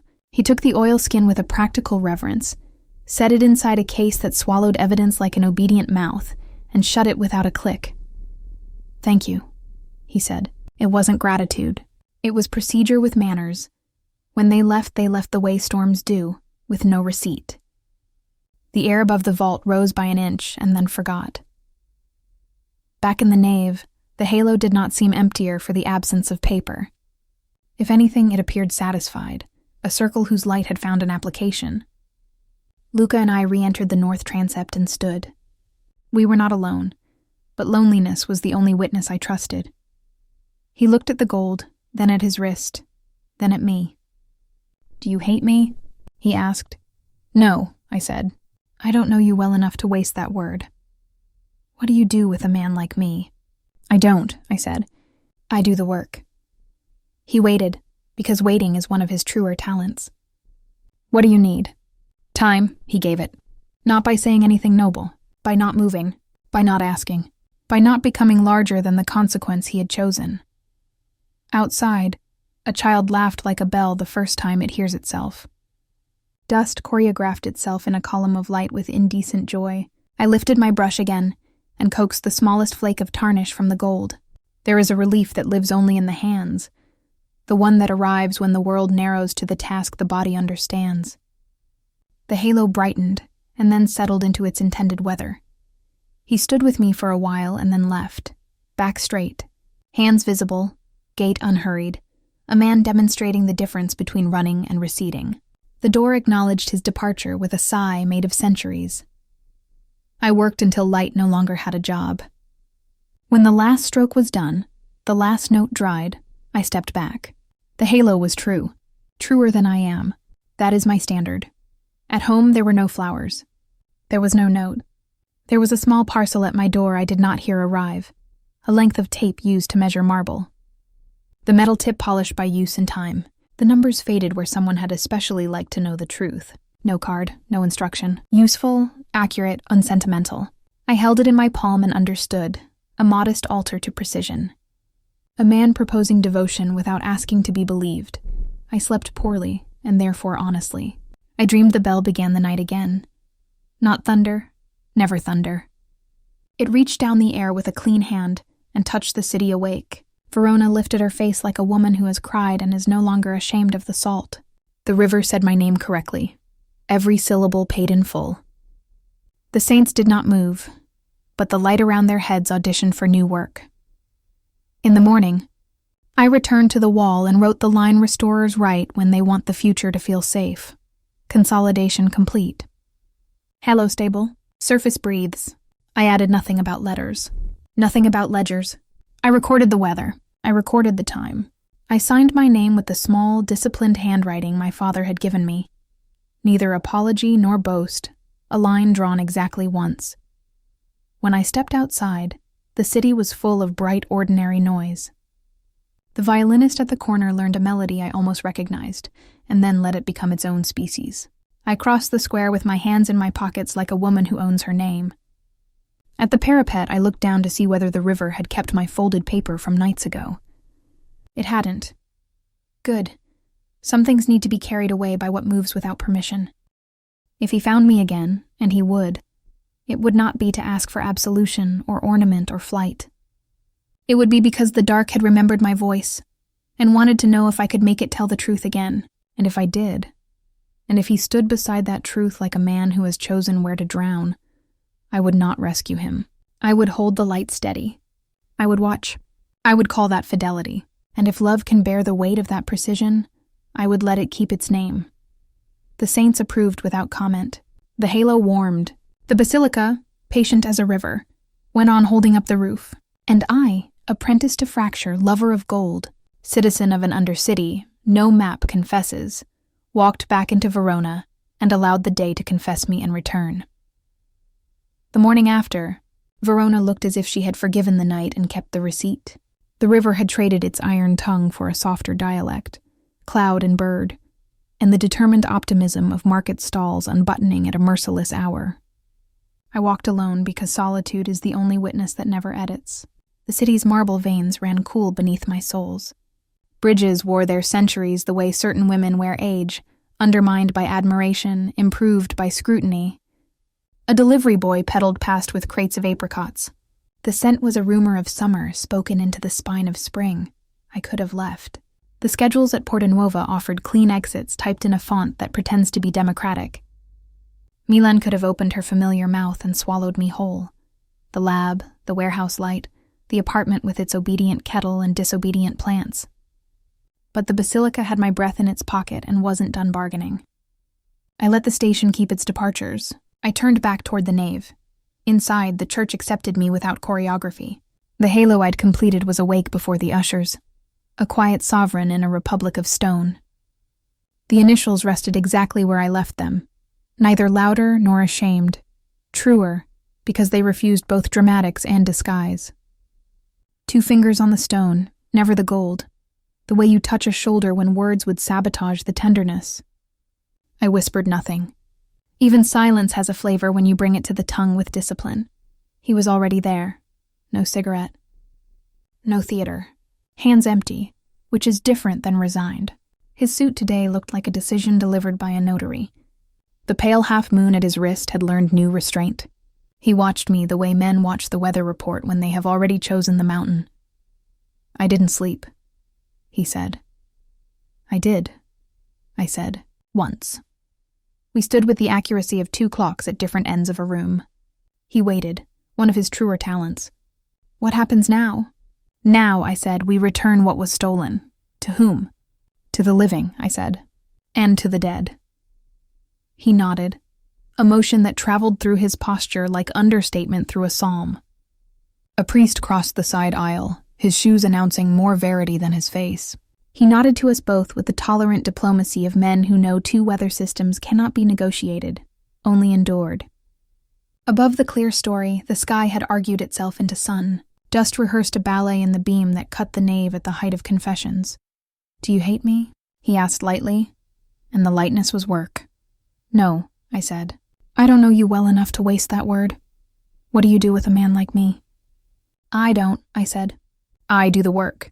He accepted that sentence as if it had been notarized. "For what it's worth," he said. And the phrase is usually counterfeit, and suddenly wasn't. "I asked for you." "Not the firm, you, I know. Why did you come?" he asked, looking at the halo but speaking to the vector of me that runs beneath all my signatures. "To test whether beauty is a strategy or a sacrament," I said. "I still don't know." He stepped closer without inflecting proximity into invitation. The shadow he carried furnished a room rather than threatened one. "What do you need?" "Time," I said. He made space in the air for that word, placed it between us like furniture we would both remember to avoid in the dark. He didn't touch me. He didn't say my name as if it were an apology. He didn't audition a promise. He did something rarer. He stayed exactly the size of his consequence. We lasted in that small republic until the city remembered commerce. Then he bowed barely, a gesture that refused the theater of regret. "I will make the call," he said. "You won't run?" "I don't run," he said. "I recede. Into what?" "Into what remains." He left through the west door that resents spectacle. The hinge pronounced a syllable of history. The nave swallowed it with the appetite of stone. I returned to the bench, unrolled my brushes, and coaxed a last flake of tarnish from the halo's perimeter. Relief can be practical, the kind that arrives when the world narrows to a task a pair of hands understands. Days lengthened as if time had been given a raise. Verona refilled her lungs. Orange peels, stone dust, arguments rehearsed in operatic meters, then resolved in soccer. The officer from the division that doesn't publish its name returned in civilian clothes and unremarkable shoes. He listened to my sentence the way men listen to doors they intend to open. He took the ledgers as storms take decisions, without producing a receipt, without promising good weather. The sacristan watched all this with the penitent's Sabbath face, and later asked if I needed a stronger lock for the storage cabinet. I told him strong locks insult saints. He offered me a biscotto. We made an agreement wherein sugar played God. In the studio room, the basilica lends to restorers the way a grandmother lends a silver spoon. Formal, with the subtext of surveillance. I wrote my relazione di restauro. Technical report, but I let the diction breathe. Stratigrafia della pellicola pittorica, vernice ossidata, gomma lacca, su bolus armeno, oro missione. Consolidamento effettuato con stesura capillare di paraloid B72, 3,5%, in solvente alcolico. Reintegrazione cromatica a tono sottotono, acquerello, velatura. Beneath the grammar of chemistry, I tucked a sentence that sounded like an oath disguised as a note. Le lettere preesistenti e verosimilmente coeve a un intervento tardo ottocentesco sono state mantenute per fedeltà al documento e alla luce. I added nothing about ledgers, nothing about wrists. True things do not need costume. I visited the market midday to purchase paper for tracings and found myself arrested by oranges in a pyramid. Every skin a mathematics of pores, every bruise a confession that learned to hide between gleam and shadow. My father used to stack fruit into impossible architectures on our kitchen table, then declare victory in a quiet voice and eat the evidence. Beauty survives who tends it, he had written in a ledger that wasn't allowed to hold prayers. At the stall, I touched an orange to my face, a soft cold against bone, and bought 5. A man with a scar at his jaw, cut like a parenthesis watching me, smiled as if he had recognized the geometry of grief. I smiled back as if I hadn't. In the afternoons, I granted tourists the modest theater restorers small explanations about gold leaf and dust, about egg tempera and the cruelty of sunlight. A German couple thanked me with the generosity of those who believe politeness is a currency. An American girl asked if the halo weighed the saint down. Only when we think it's supposed to, I said, and her mother wrote it in her phone as if a feed were a reliquary. Art students sketched the Madonna's mouth and decided as a committee that she had almost smiled. I didn't vote. One evening, I met the priest in the sacristy while he polished a chalice until it had the courage to resemble water. He asked if I had ever wanted to be a nun. I laughed, and he smiled like a man who has finally elicited a human noise from a statue. Discipline without witnesses is a hard vocation, he said. I am glad you have the wall. I don't have it, I said. I answer to it. He nodded, which is how he dismisses me with respect. On my way out, I touched the vestment fabric with 2 fingers, gold thread as stubborn as survival. At night, the city performed the romance she charges for. The river carried lamps like delicate indictments. Sometimes I sat beneath the awning by the bridge, the one that held a pocket of dry air the night he arranged our coincidence, and ordered the same wine because the bottle knew the height of the glass from habit. The ferryman hummed a melody that kept its voice low and faithful. I watched couples negotiate mercy over their bread. I wanted nothing and wanted everything, and kept both conditions in the same coat pocket. On the 4th evening after the ledgers receded into the state's weather, a note arrived from no sender. Not his handwriting, not mine. A clerk's.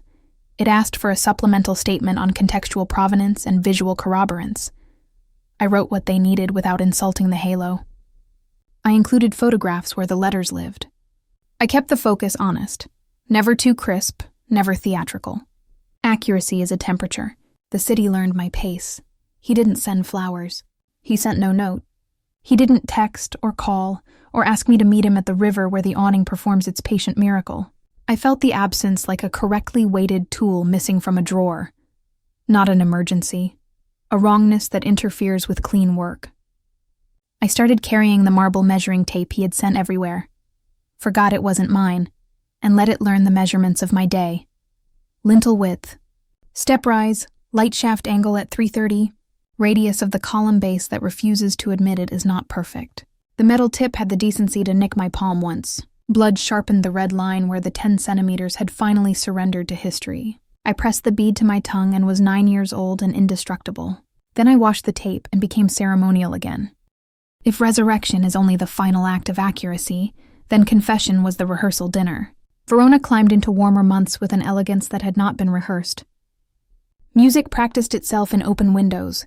Laundry published its optimism on long lines. At the basilica door, the woman who sells postcards to men who confuse images with evidence told me I should get married to the work before someone asked me to marry them to anything else. No ring, she said, tapping my hand. But your fingers say vow. One late afternoon, tourists discovered weather and went for gelato. The knave found privacy it hadn't earned. I climbed 3 rungs on the scaffold, left in the south aisle for a separate panel a sorrowful angel missing a thumb, and sat with my legs folded the way girls fold them when their dresses still listen to their knees. From that height, the floor's patterns confessed that someone long dead had been a tyrant about symmetry. Good. A tyrant for order is a saint with a ruler. entered the nave without taking the door's attention. He wore a dark shirt without a tie, and absence can be a form of address. I did not climb down. He stood below me as he had the first night, a vigil with fewer torches. I expected you earlier, I said. I expected me never, he said. What changed? He looked around, a slight rotation of the head that suggested inventory. The noise receded. And what remains? Not me, he said. Then he amended. Not all of me. I looked at his wrist. The half-moon had not changed color. Have you drowned yet?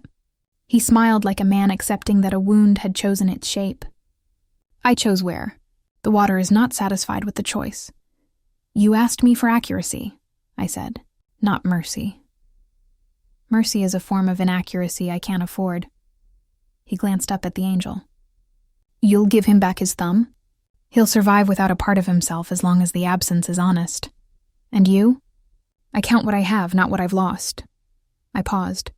Most days. He put his hands in his pockets, a gesture that can be arrogance or surrender. On him it felt like transit. They froze some of what thinks it belongs to me, he said, conversationally, like a man describing weather in a neighboring province. Not all. I am allowed to breathe while I prove I deserve to. Do you? Breathe? He asked, feigning ignorance. Deserve to. He did not look wounded. He looked like a ledger that had come to terms with ink. I have a talent for keeping men from drowning when it doesn't profit me. I am learning to do it when it doesn't reward me either. Progress, I said. Proof, he said. Or ornament. Truth isn't a bouquet, I said. You've told me, he said. I'm trying to stop arranging facts to flatter me. We let quiet complete its sentence. From somewhere behind the apse came the muffled clang of a bucket confessed to by a novice. A child laughed outside, a bell in training. The marble tape in my pocket made its existence known by the way it warmed to my body. What will you write in your final log? He asked. What is already true, I said. Consolidation complete. Halo stable. Surface breathes. Nothing else? The truth doesn't audition for a longer part. He nodded. This time the motion looked like assent rather than grief. He looked up at me, and gravity rehearsed its old persuasion. We held ourselves where we were and didn't pretend a different choreography. Then he said very softly, Do you ever wish— No, I said too quickly, then corrected myself with the accuracy I owe my own mouth. Yes, and then I scrubbed the wish until it becomes a floor again. Good, he said. We are too old to live on air. We are too young to be monuments, I said. A draft leafed through the nave and turned a few pages of my hair. He reached up as if to tuck a strand behind my ear. The gesture failed on purpose. Not touching is a kind of literacy. He took his hand back and left it at his side, a punctuation mark we had both earned. If the city asks what you were to me, I said, what will you say? The dark that remembered your voice, he said, and the night that learned to tell the truth. Modest, I said, and felt something loosen in the rib that first learned his name. He smiled then, unarmed, unadorned. It is a start, he left with that. No promise, no plea, no trombone of fate. The door made a gentleman's bow. I climbed down and resumed the small work of repairing an angel's hand, because hands know what to do with regret. They give it a task. Resurrection is noisy only if you insist. In the right register, it sounds like traffic beginning again. The basilica was a country that understood governance. Sunlight as parliament, dust as the opposition, stone as constitution. I lived there as long as the contract allowed. On my last week, the committee asked for a public walkthrough for donors. I arranged the tour the way a good surgeon arranges the final consult. Honest without rehearsing horror. Generous without rewarding voyeurism. They came with their shoes and their jewelry and their opinions. I gave them scale. The gold leaf's thickness, a breath's arrogance, the tesseray's stubbornness, the glue's ancient obedience. I spoke about reversibility as an ethic. Never do anything the future cannot undo gently. A young man with an old haircut asked whether the initials diminished the sacredness of the image. I told him sacredness expands to meet the pressure we apply to it. Reducing it is very hard work and not recommended. An older woman asked if the halo felt heavier now that it had been made honest. I told her honesty seldom weighs less than a lie, and she sighed as if relieved to be defeated. After everyone left, I stood alone with the finished work. The halo ran a quiet fever. The initials behaved. The air around the Madonna had the precise stillness of a room before a child wakes. I thought of my father standing at our kitchen window with a cup that never cooled, writing words meant for a book that wasn't a book, believing beauty could be kept like coin in a trouser cuff. He had not been wrong. He had only overestimated pockets. Back at my apartment, I folded my tools into their cases with the tenderness of a mother learning the weight of a new word. The marble tape went last. I almost left it on the table with a note that said no witnesses necessary. Instead, I slid it into my coat. Sometimes fidelity is practiced in centimeters. On my second-to-last evening, the river asked me to sit with it. I obliged. The awning rehearsed its patient shelter. The ferryman hummed an aria a fisherman had taught him. The wine admitted smoke and cherry, the two honest religions left to us. The waiter who had watched my education since night one placed the folded slip of paper that used to be blank beside my glass. "You dropped this," he lied. I unfolded it. 2 numbers I had written weeks ago looked up, patient. 1 for the work, 1 for what the work doesn't include. I had dropped it off the bridge into the space between stone and water, and chosen not to witness its end. But endings are superstitious. Sometimes they return for a better exit. I folded the paper once, then again, into a square as modest as a vow, and slid it into the underside seam of my tool roll. The waiter pretended not to see a sacrament. He refilled my glass with the efficiency of men who understand grief is thirsty. Wandering home, I passed an alley where a deconsecrated chapel sells lamps with saintly patience. In the window, a brass fixture held a globe of white glass like a fragile moon. I loved it immediately, the way children love the first lie they tell for someone else's sake. I didn't buy it.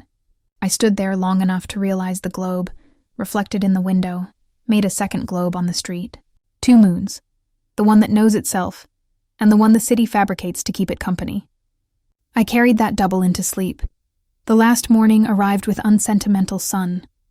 I delivered my final report, the photographs labeled as if they were respectable, the receipt signed in pen that borrowed dignity from my grip. The sacristan said my name softly. People do that when they want to keep something from concluding. He handed me a small envelope addressed in a clerk's hand. Inside, a stamped copy of a stamped document. Ricevuta di consegna. Materiale sequestrato. The ledgers had been processed, inventoried, incarcerated into bureaucracy. No names printed. Only quantities, dates, weights. The state keeps its own gospel. I went to the north transept to the halo, and found a single white carnation in a jarless compromise at the base of the wall. No note, no string, no theater. I stared at it as if it had asked a question. A woman kneeling 2 pews over whispered a prayer with her mouth, and something else with her hands. I did not move the flower. I am not a censor. A final task remained, the small signature that is not a signature. In a seam of mortar no visitor admires, where a conservator leaves a date that can be found by those who need to undo her work one day, I wrote the numbers I had earned. Year, month, initials that are mine and nobody's, a dot to mark that I had been accurate. A second dot to mark that accuracy had cost. I used graphite. It will fade with weather, which is proper. When I came down the scaffold, the nave performed a benevolent distortion. It felt larger than before I climbed. The saints held their painted breath. The doors rehearsed an exit. I sat in the last pew and allowed the weight to shift bone by bone out of me and back into the building. When the priest passed with a stack of missals like bricks, he paused without intention. "It's better," he said. "It's truer," I said. He considered, then inclined his head. Same prayer, he decided, and moved on. At noon, the officer returned for a final conversation neither of us could name. He stood under the organ loft like a man shadowed by math. "Your statement was useful," he said, avoiding gratitude as if it were an expensive vice. "There will be hearings. There will be the performance of remorse by people who employ writers. There will be counter-performances." "Will there be accuracy?" I asked. "For an interval," he said. "Then weather." "That is the world's liturgy," I said. He looked at the halo and gave it the rare courtesy of a man who expects to be improved by looking. "Why didn't you remove the letters?" "Because then there would be nothing left to forgive," I said. He wrote nothing down and left like a forecast fulfilled. On my last night, Verona demanded the pageantry of farewell. I paid the price in steps. I walked the bridges and listened for the old boots that had first announced I wasn't alone. They didn't walk. They reminded. I returned to the basilica, asked the sacristan for 5 minutes of light, and stood again before the halo. I thought of every decision I had made in this room, to keep, to disclose, to treat rumor as a form of oxygen. A decision is a bruise you learn to admire because it proves you have blood. He didn't come. I hadn't asked him to. Love, if that is the word we deserve, is sometimes the fidelity to not call. I placed my palm on the stone and let my temperature be recorded. The gold brightened, then settled. I turned off the lights and let the nave become the animal it is at night. The door relinquished me without a goodbye. Outside, the river had the soft confidence of a woman who knows she has been watched. I went to the bridge and reached into my coat for the marble tape. I extended it along the parapet and wrote down the number privately. The width of stone that had kept me from falling a thought I could finish. I closed the case with a click that startled a pigeon into theology. I considered leaving the tape on the bridge like a relic nobody catalogs. I slid it back into my pocket. Sometimes accuracy is the only souvenir a city deserves. At the corner, the violinist tested a melody I almost recognized. It became another thing to itself halfway through. I smiled into the dark and forgave him for improving it. A boy on a bicycle with a too small jacket tried to ride without touching the handlebars and succeeded precisely once. He put his hands back to their employment and laughed with the arrogance of arteries. I used to be that certain of roads. I would like to be again. I will settle for learning their grammar. I slept. I dreamed the bell began the night again. Not thunder, never thunder. It reached down through the air with a clean hand and touched the city awake. The river pronounced my name correctly, as if interviewing me for a job I had already started. The saints did not move, but the light around their heads requested more work. I gave it a list. Morning came intent on being ordinary. I packed with professional indifference. The apartment shrugged off my presence without deceit. On the table I left the spare key in a dish that had held olives and now held conclusion. I wrote a note to the next restorer, a plain inventory of what the room insists a person know. Where the kettle sulks, which window is honest in wind, which drawer sticks when gossip is heavy. I signed it with initials, an arrow, the word coraggio. At the basilica, I wrote the final line in the log that only restorers read. Consolidation complete. Hello, stable. Surface breathes. I added the exact temperature, the humidity, the light meter reading at 9:14. I resisted adding a sentence small enough to be mistaken for vanity. This room taught me its song, and I managed to learn the chorus. I initialed. I closed the book the way you close a child's eyes after they've faked sleep long enough to earn it. Outside, the square published its noise. Vendors bargained. Pigeons unionized. A woman scolded a man with a tenderness that had memorized its prepositions. I walked to the river. At the exact center of the bridge, I stopped. The water provided a sermon it had not rehearsed. I took the old folded slip of paper from my pocket, the one that had learned to return, and without any flourish, slid it under the lip of a loose stone, where only the weather will read it. Air, gravity, patience. I didn't watch for witnesses. Isabella. My name arrived behind me with the economy of a man who rationed oxygen at altitude. I turned. He stood at the bridge's edge, not close, not far, black shirt, unaccused hands. Without the tie, his throat looked like a decision he had finally signed. I thought you'd gone, he said. I thought you wouldn't come, I said.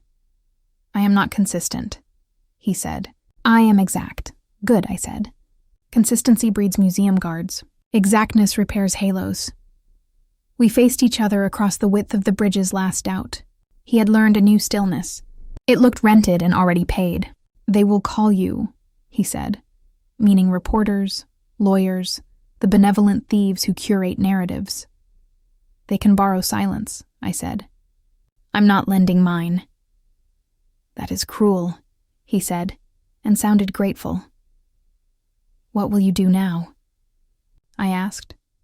He glanced at the water as if it were a notary. Choose again where to drown, and you'll stay chosen? I will try, he said. Failure is not always a sin if the attempt is accurate. I nodded. Something like mercy inhaled but didn't speak. He stepped one pace closer and stopped with a fidelity I recognized. "Keep the tape," he said. And for a second I didn't understand which tape he meant because I had built so many altars to accuracy this month. "Use it on other rooms. Measure what refuses measurement. Send me nothing." "Send me nothing," I repeated, and the phrase felt like a ring that doesn't bruise. A wind lifted the edge of my coat and argued briefly with his shirt. Not touching his vocabulary, I reminded myself, and we were fluent. I looked at his wrist. The half moon was the color of resignation, only because it had stopped asking to be otherwise. "Goodbye, Luca. Goodbye, Isabella," he said, which is to say, remain accurate.